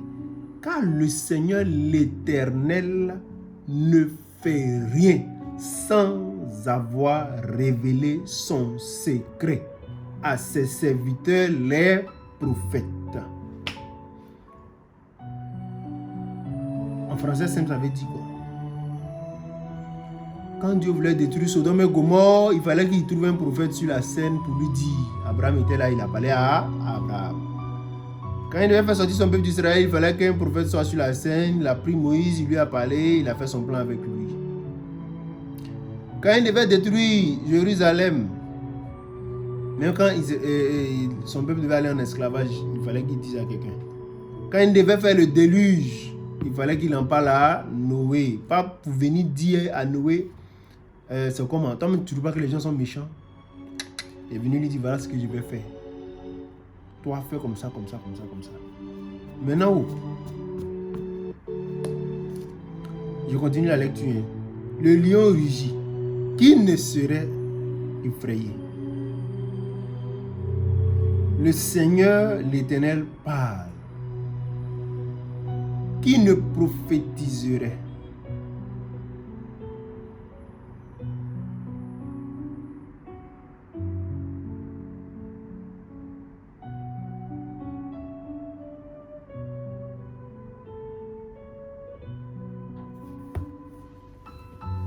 Hein?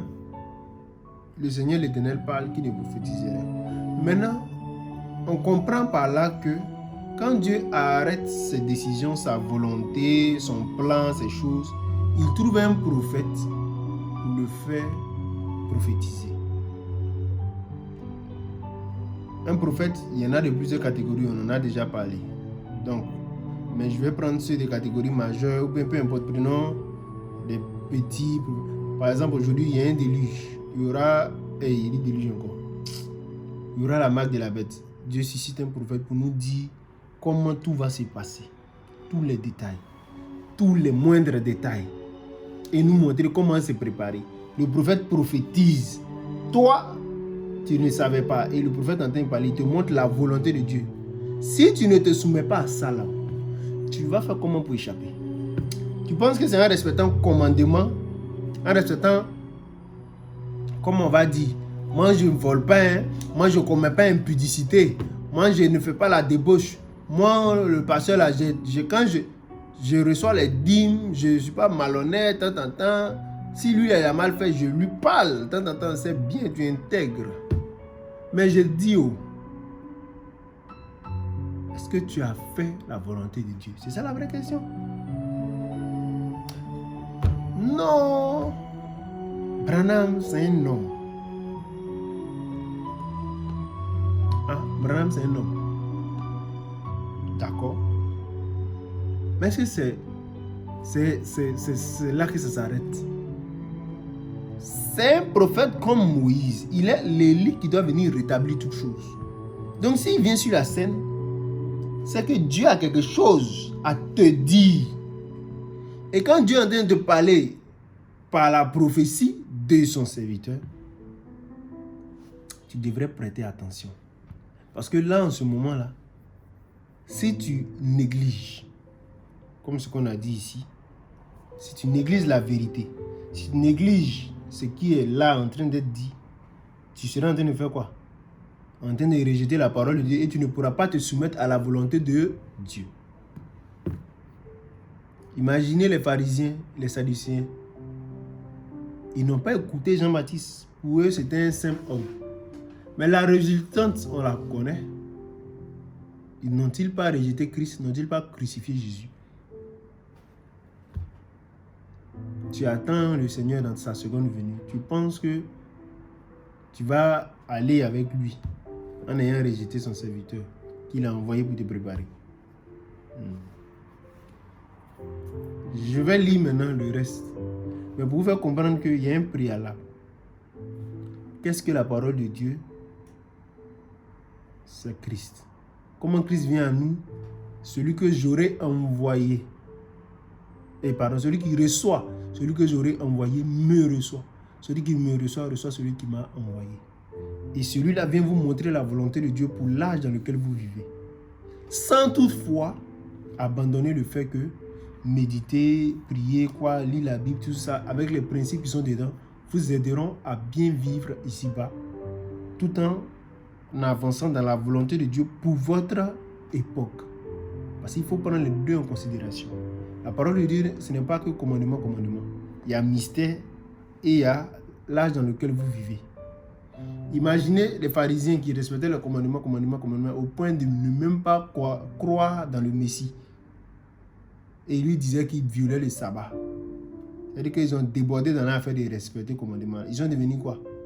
Des gros fondamentalistes. Fondamentaliste, c'est trop dit même. Des tombeaux blanchis. Bref. Donc, il y a les principes. C'est tout ça la parole de Dieu. Mais il y a ses serviteurs qu'il envoie. Et à cause d'une certaine circonstance, ce serviteur-là, par la volonté de Dieu, comme Moïse l'a fait, peut vous dire que celui qui répudie sa femme lui donne une lettre de divorce. C'est-à-dire, pour certaines circonstances, Dieu peut permettre certaines choses. Mais si tu ne reçois pas son serviteur, tu vas savoir ça comment? Toi, tu es resté dans l'ancienne alliance, l'ancienne loi. Si des choses sont dites nouvellement, toi, tu vas savoir ça comment? C'est comme aujourd'hui, là, quand on parle du mariage, les gens pensent que c'est quand ils vont s'arrêter devant la mairie. Relisez vos Bibles. Parce que Branham est venu rendre ça beaucoup plus clair pour nous. Frère, le mariage, ce sont les vœux. Mais il faut le faire avec sagesse. Ça, on va en parler, qu'on va arriver dessus. Mais pour l'instant, là, il faut comprendre que vous devez connaître les principes de Dieu. Et Dieu a envoyé un messager en ce temps de la fin là, pour nous donner sa parole, nous faire connaître sa volonté. Donc, ne vous limitez pas à lire la Bible seulement. Méditez, écoutez les prédications de William Marion Branham. Cela va vous montrer clairement qu'est-ce qu'il y a la volonté de Dieu aujourd'hui, en accord avec les Écritures. C'est ce qui va vous aider, parce que c'est ça la vérité. Christ, on ne connaît que Christ au travers de ses envoyés. Et on va lire des choses, vous allez comprendre au fur et à mesure. Il dit, je vais terminer par là. Je vais Matthieu, je crois que c'est Matthieu 10, non? Je vais lire 2 passages et puis je vais continuer s'il faut ici, là. Il dit ceci, Matthieu 10, verset 40, celui qui vous reçoit me reçoit, et celui qui me reçoit, reçoit celui qui m'a envoyé. Celui qui reçoit un prophète en qualité de prophète reçoit une récompense de prophète. Celui qui reçoit un juste en qualité de juste reçoit une récompense de juste. Le verset 40, j'espère que vous avez noté. Hein. Celui qui vous reçoit me reçoit. Celui qui me reçoit reçoit celui qui m'a envoyé. Ça n'a qu'à rentrer. Je vais lire Jean 13. J'aurais voulu dépasser ça, mais je vais lire Jean 13, 20. En vérité, je vous le dis, celui qui reçoit celui que j'aurai envoyé me reçoit, et celui qui me reçoit reçoit celui qui m'a envoyé.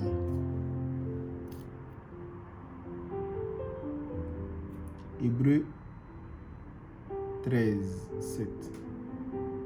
Il est dit, souvenez-vous de vos conducteurs qui vous ont annoncé la parole de Dieu. Ah, ça devient clair. Vous voyez le lien maintenant, non? Vous voulez obéir à Dieu, à sa parole, mais comment? Ses serviteurs, à commencer par le messager de l'âge et tous ceux qui sont auxiliaires au messager, jusqu'à votre pasteur, jusqu'à toute personne qui vous présentera la vérité de la part de Dieu. Voilà la chose. Donc ne vous limitez pas qu'à lire la Bible parce que Christ est vivant. Et lui-même il dit, vous sondez les Écritures croyant avoir en elles la vie. Mais vous ne voulez pas venir à moi pour recevoir la vie. Parce que Christ est vivant. L'homme, on appelle la parole de Dieu là. C'est un être. Il est vivant dans des hommes. Et ces hommes-là vous présentent sa volonté, son intelligence, selon la mesure de foi que vous avez jusqu'à ce que vous puissiez grandir, devenir semblable à lui.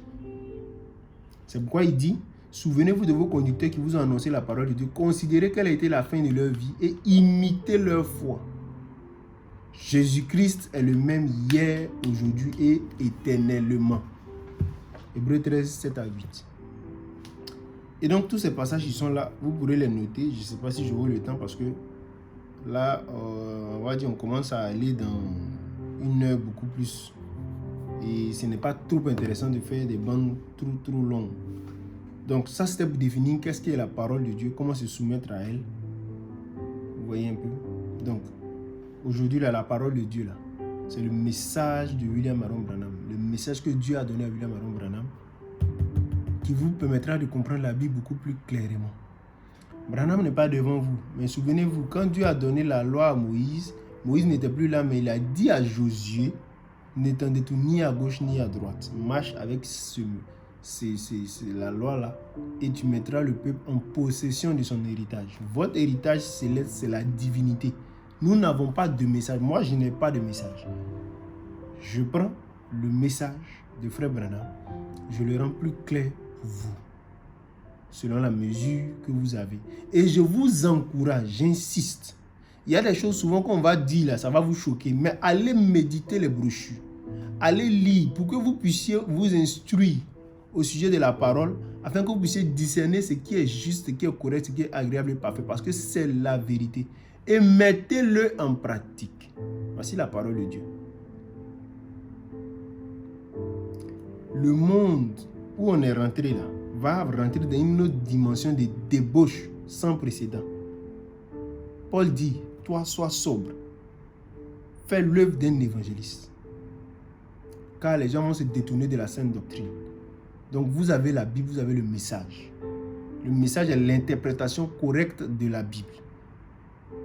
J'insiste. Vous avez la Bible, vous avez le message des frères Branham. Les pasteurs d'aujourd'hui sont beaucoup, mais ils sont peu qui s'en tiennent à la vérité pour interpréter correctement la parole.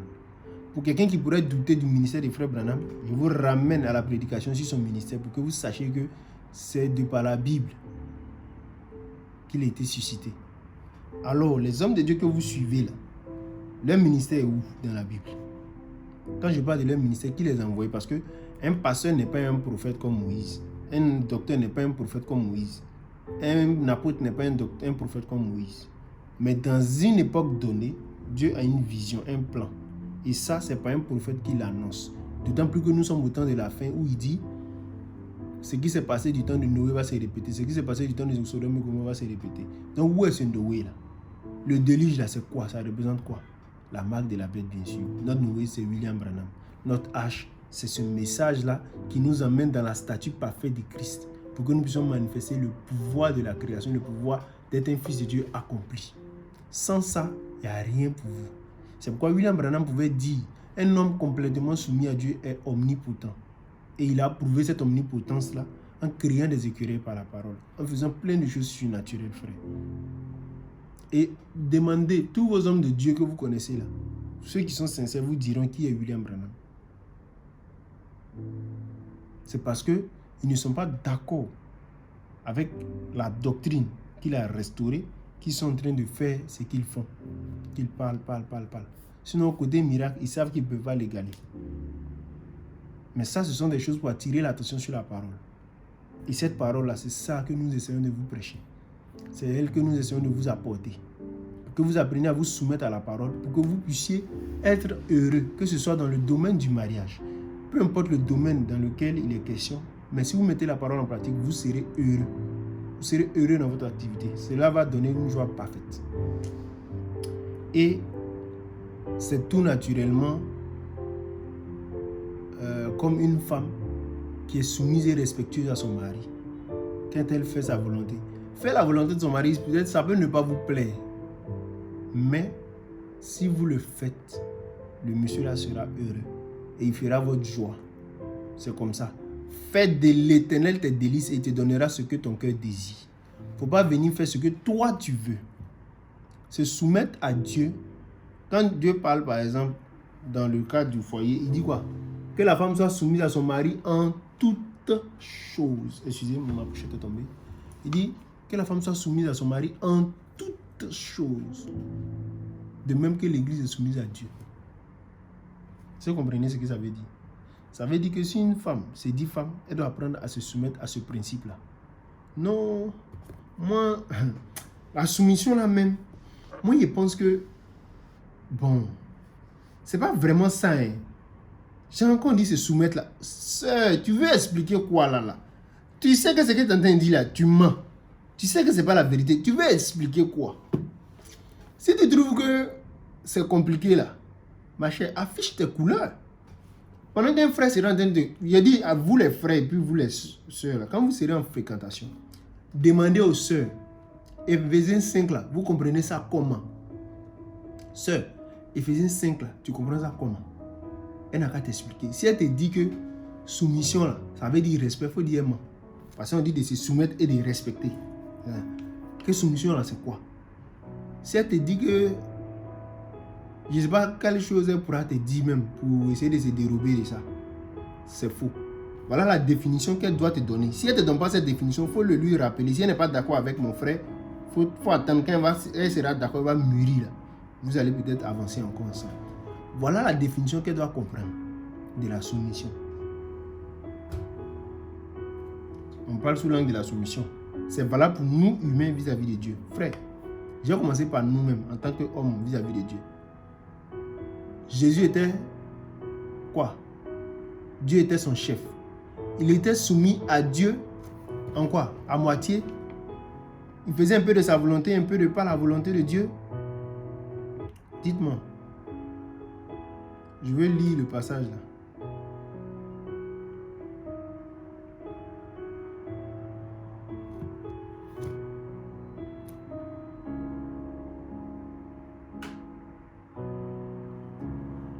Laissez-moi trouver le passage.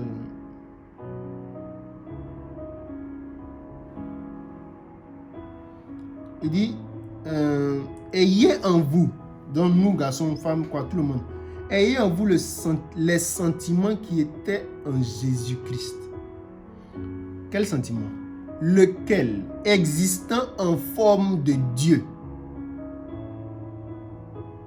n'a point regardé comme une proie à arracher, d'être égal avec Dieu, mais s'est dépouillé lui-même en prenant la forme de serviteur, en devenant semblable aux hommes, et ayant paru comme un simple homme, il s'est humilié lui-même en se rendant, c'est quoi? Obéissant jusqu'à la mort, même jusqu'à la mort de la croix. Jésus pouvait ne pas mourir, mais il dit, je donne ma vie. C'est pourquoi Dieu l'a souverainement élevé, lui a donné le nom qui est au-dessus de tout nom. La femme est la gloire de l'homme. Amen. On veut un homme qui nous aime. On veut un homme qui nous gna. Il dit, taisez-vous, écoutez bien. Christ a été notre exemple pour nous hommes vis-à-vis de lui. Donc un homme qui est un homme, moi par exemple, voilà moi, je suis censé faire quoi? Je ne dois pas réfléchir par moi-même pour voir ce qui m'arrange. Seigneur, toi-même tu vois que les femmes d'aujourd'hui là sont difficiles, il faut nous permettre d'être polygames. Quand même là comme ça, elles ne vont pas faire mal sur nous, etc. Voilà, dans cet exemple, les gens étaient polygames quand même. Et toi-même tu sais, hein, c'est à cause du péché, hein, sinon... Hein? Frère Étienne, en cette saison, dans la nouvelle alliance, on retourne vers le commencement, c'est-à-dire on devient davantage plus spirituel. Donc, frère Étienne, ce que tu dois retenir, c'est que c'est un homme, une femme. Pas un homme, plusieurs femmes. La nouvelle alliance, la nouvelle naissance, là, la chose qu'on t'accorde dans le mariage, c'est que tu peux avoir une seule épouse. On se comprend? D'autant plus que si tu dois même être un conducteur ou bien un diacre, un dévancier, c'est-à-dire toi qui dois être un modèle, on dit quoi? Tu dois être marié d'une seule femme. Ça veut dire que ce qui était par le passé là, ce n'était pas l'idéal, ce n'était pas la perfection. On va vers ce qui est parfait. Ce qui est parfait là même dit, Paul même dit que c'est mieux de ne pas se marier même. Vous voyez un peu. Il y a certaines réalités dans l'élément humain qu'il faut comprendre en dirigeant une famille, un foyer, des expériences qu'on acquiert pour pouvoir bien conduire l'église. Donc frère, on te concède ça. Mais, affaire de polygamie là, oublie. Tu dois apprendre à amener cette sœur là à se soumettre à la parole, à obéir pleinement à Dieu. Parce que tu dois l'aimer comme Christ a aimé l'Église. Tu dois la nourrir, prendre soin d'elle, tout et tout. L'instruire, l'amener à faire ta volonté. Personne ne connaît Christ si ce n'est pas l'Église. Ta gloire aussi sera connue par rapport à ta femme. C'est pourquoi Frère Branham peut dire, regardez à ce qu'un homme choisit comme épouse et vous saurez qui il est. Amen. Le temps se prolonge. On va arrêter d'ici peu, mais je pense que vous comprenez. Donc, Christ nous dit à nous hommes d'aimer nos femmes de cette manière-là. C'est-à-dire, quand tu es fâché, tu peux taper. Tu peux ramener l'autre, tout. Mais il ne faut pas la laisser. Car que l'homme ne sépare point ce que Dieu a uni. C'est de présenter ça sous ce temps-là. Donc, il faut l'aimer. Il faut l'aider à répartir de plus belle jusqu'à ce qu'elle atteigne l'héritage aussi avec toi. Et c'est ce que Christ fait avec nous, oui ou non. Il nous instruit. Dans nos faiblesses, souvent on fait même ce qui n'est pas bien. On vient demander pardon, il accepte. Quand il est fâché, il prend du recul. Il nous laisse, on cogne le mur, on se rend compte, il avait raison, on vient, on pleure, il nous prend. Il nous instruit. Jusqu'à il nous dit maintenant, on tourne en rond. Souvent, il y a certaines choses qu'on demande, il ne nous donne pas. Pas parce qu'il ne veut pas, mais parce qu'on est impoli, on est têtu. Il y a des fois aussi, là, quand c'est nécessaire, il donne. Quand c'est vraiment vital, il donne. Souvent aussi, là, il peut nous emmener jusqu'au bord du gouffre pour voir si on lui fait confiance. Il a une façon de traiter avec nous pour ôter tout ce qu'il trouve qui n'est pas normal là de nous. Il nous instruit. Il nous aime. Voilà l'amour de Dieu. Nous transformer à son image. Donc, toi, frère, voilà comment tu dois aimer la soeur. C'est comme ça que tu dois aimer la soeur. Donc, toi-même, tu dois être mature. Tu dois aimer Christ. De toute façon, Christ traite avec toi. C'est comme ça que tu dois traiter avec la soeur. Si tu sais que Dieu te pardonne certains péchés, dans ce cas, quand la soeur fait certaines bêtises, il faut lui pardonner aussi. Parce que tu es Dieu, elle est l'Église. C'est la même chose. Maintenant, vous les sœurs, on ne vous demande rien. On dit respectez et obéissez en toutes choses. Tout là, ça veut dire tout. C'est T-O-U-T. Souvent la même là. Non, je vais suggérer. Tu n'as rien à suggérer même. Pour commencer, mettre dans ta tête que ton homme, il a le dernier mot. C'est lui qui prend toutes les décisions. Si tu n'as pas avisé, mon cher Yako, mais tu dois faire tout ce qu'il te dit. Maintenant, si tu aimerais peut-être suggérer quelque chose, trouve voies et moyens pour l'amener à communiquer avec toi. Dieu ne demande pas permission pour prendre ses décisions. Non, mais on est humain. Qui cabote? Tais-toi. Prends le type parfait et tu auras une union parfaite. Si Dieu veut collaborer avec toi, il va venir lui-même. Sinon, s'il sait que c'est déjà évident, tu dois faire là. Pourquoi il va venir te demander permission?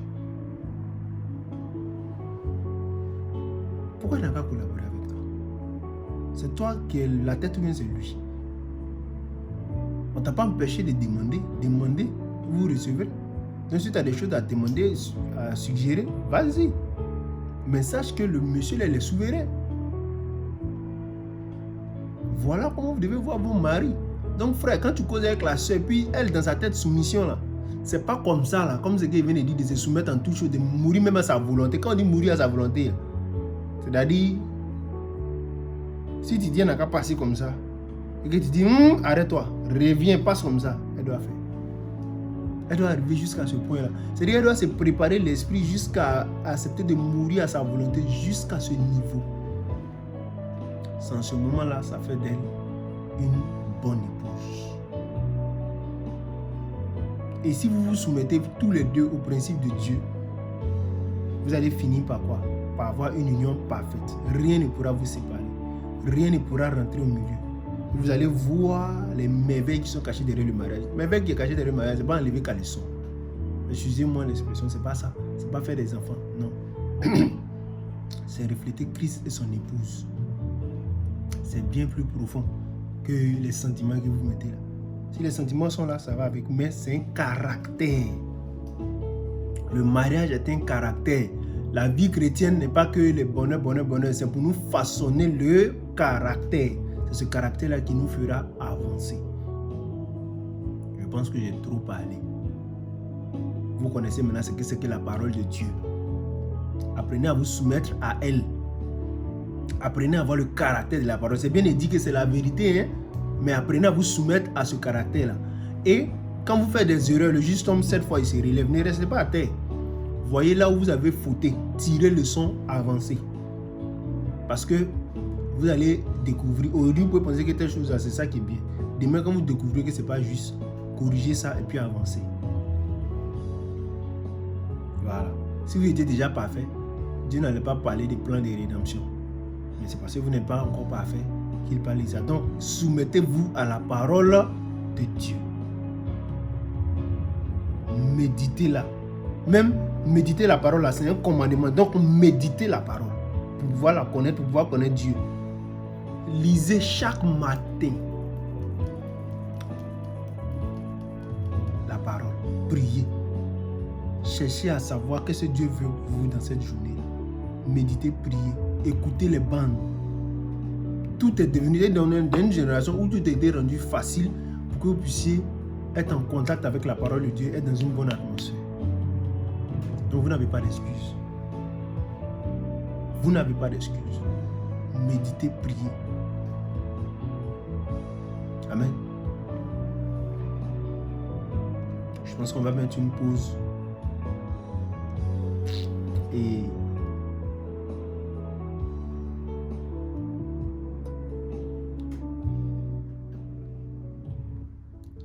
on va mettre une pause et puis on va pour la prochaine fois parler de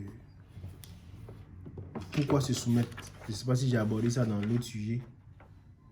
Voilà. Mais donner des points clés, des points évidents pour vous montrer qu'il n'y a pas d'issue. Et si vous ne vous soumettez pas aussi, c'est que ça va engendrer. Et maintenant, comment y parvenir?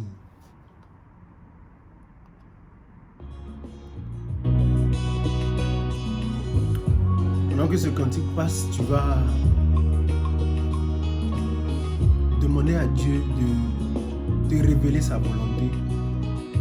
Et tu vas prendre la décision au fond de toi de te soumettre à ses principes, même si tu ne les comprends pas. Il ne te demande pas de le comprendre, mais d'avoir foi en lui. Jusqu'à ce que tu vois les résultats, que ta foi puisse grandir. La foi, ce n'est pas la logique.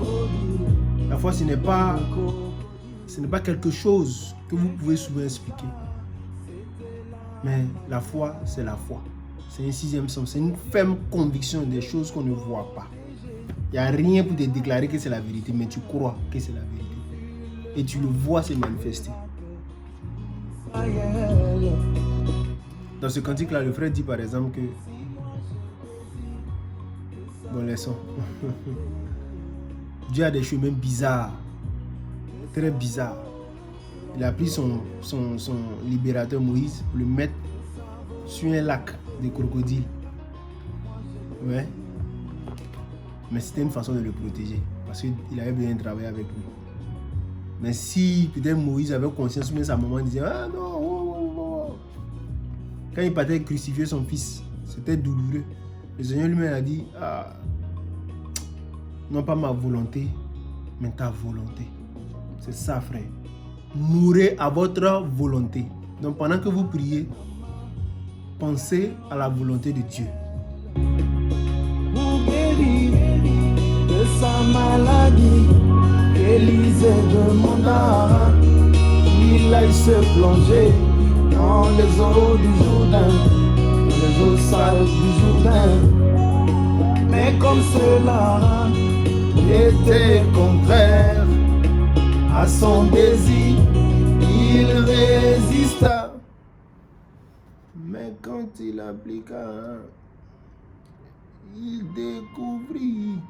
Attendez, excusez, je lisais ça sur YouTube, donc il y a eu une publicité. Mais quand il appliqua, il découvrit la gloire du Seigneur. La gloire du Seigneur. Ainsi moi je désire que sa volonté sa volonté,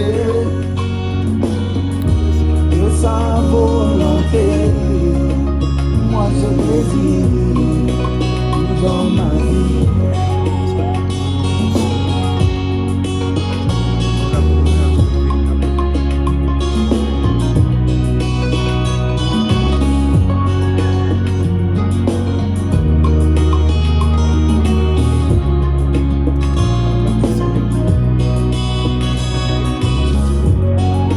Son père perdit tout ce qu'il avait, ses biens et tous ses enfants, mais il affirma, Éternel a donné, Éternel a repris, que son nom soit béni. Ainsi moi je désire que sa volonté, que sa volonté, sa volonté, moi je désire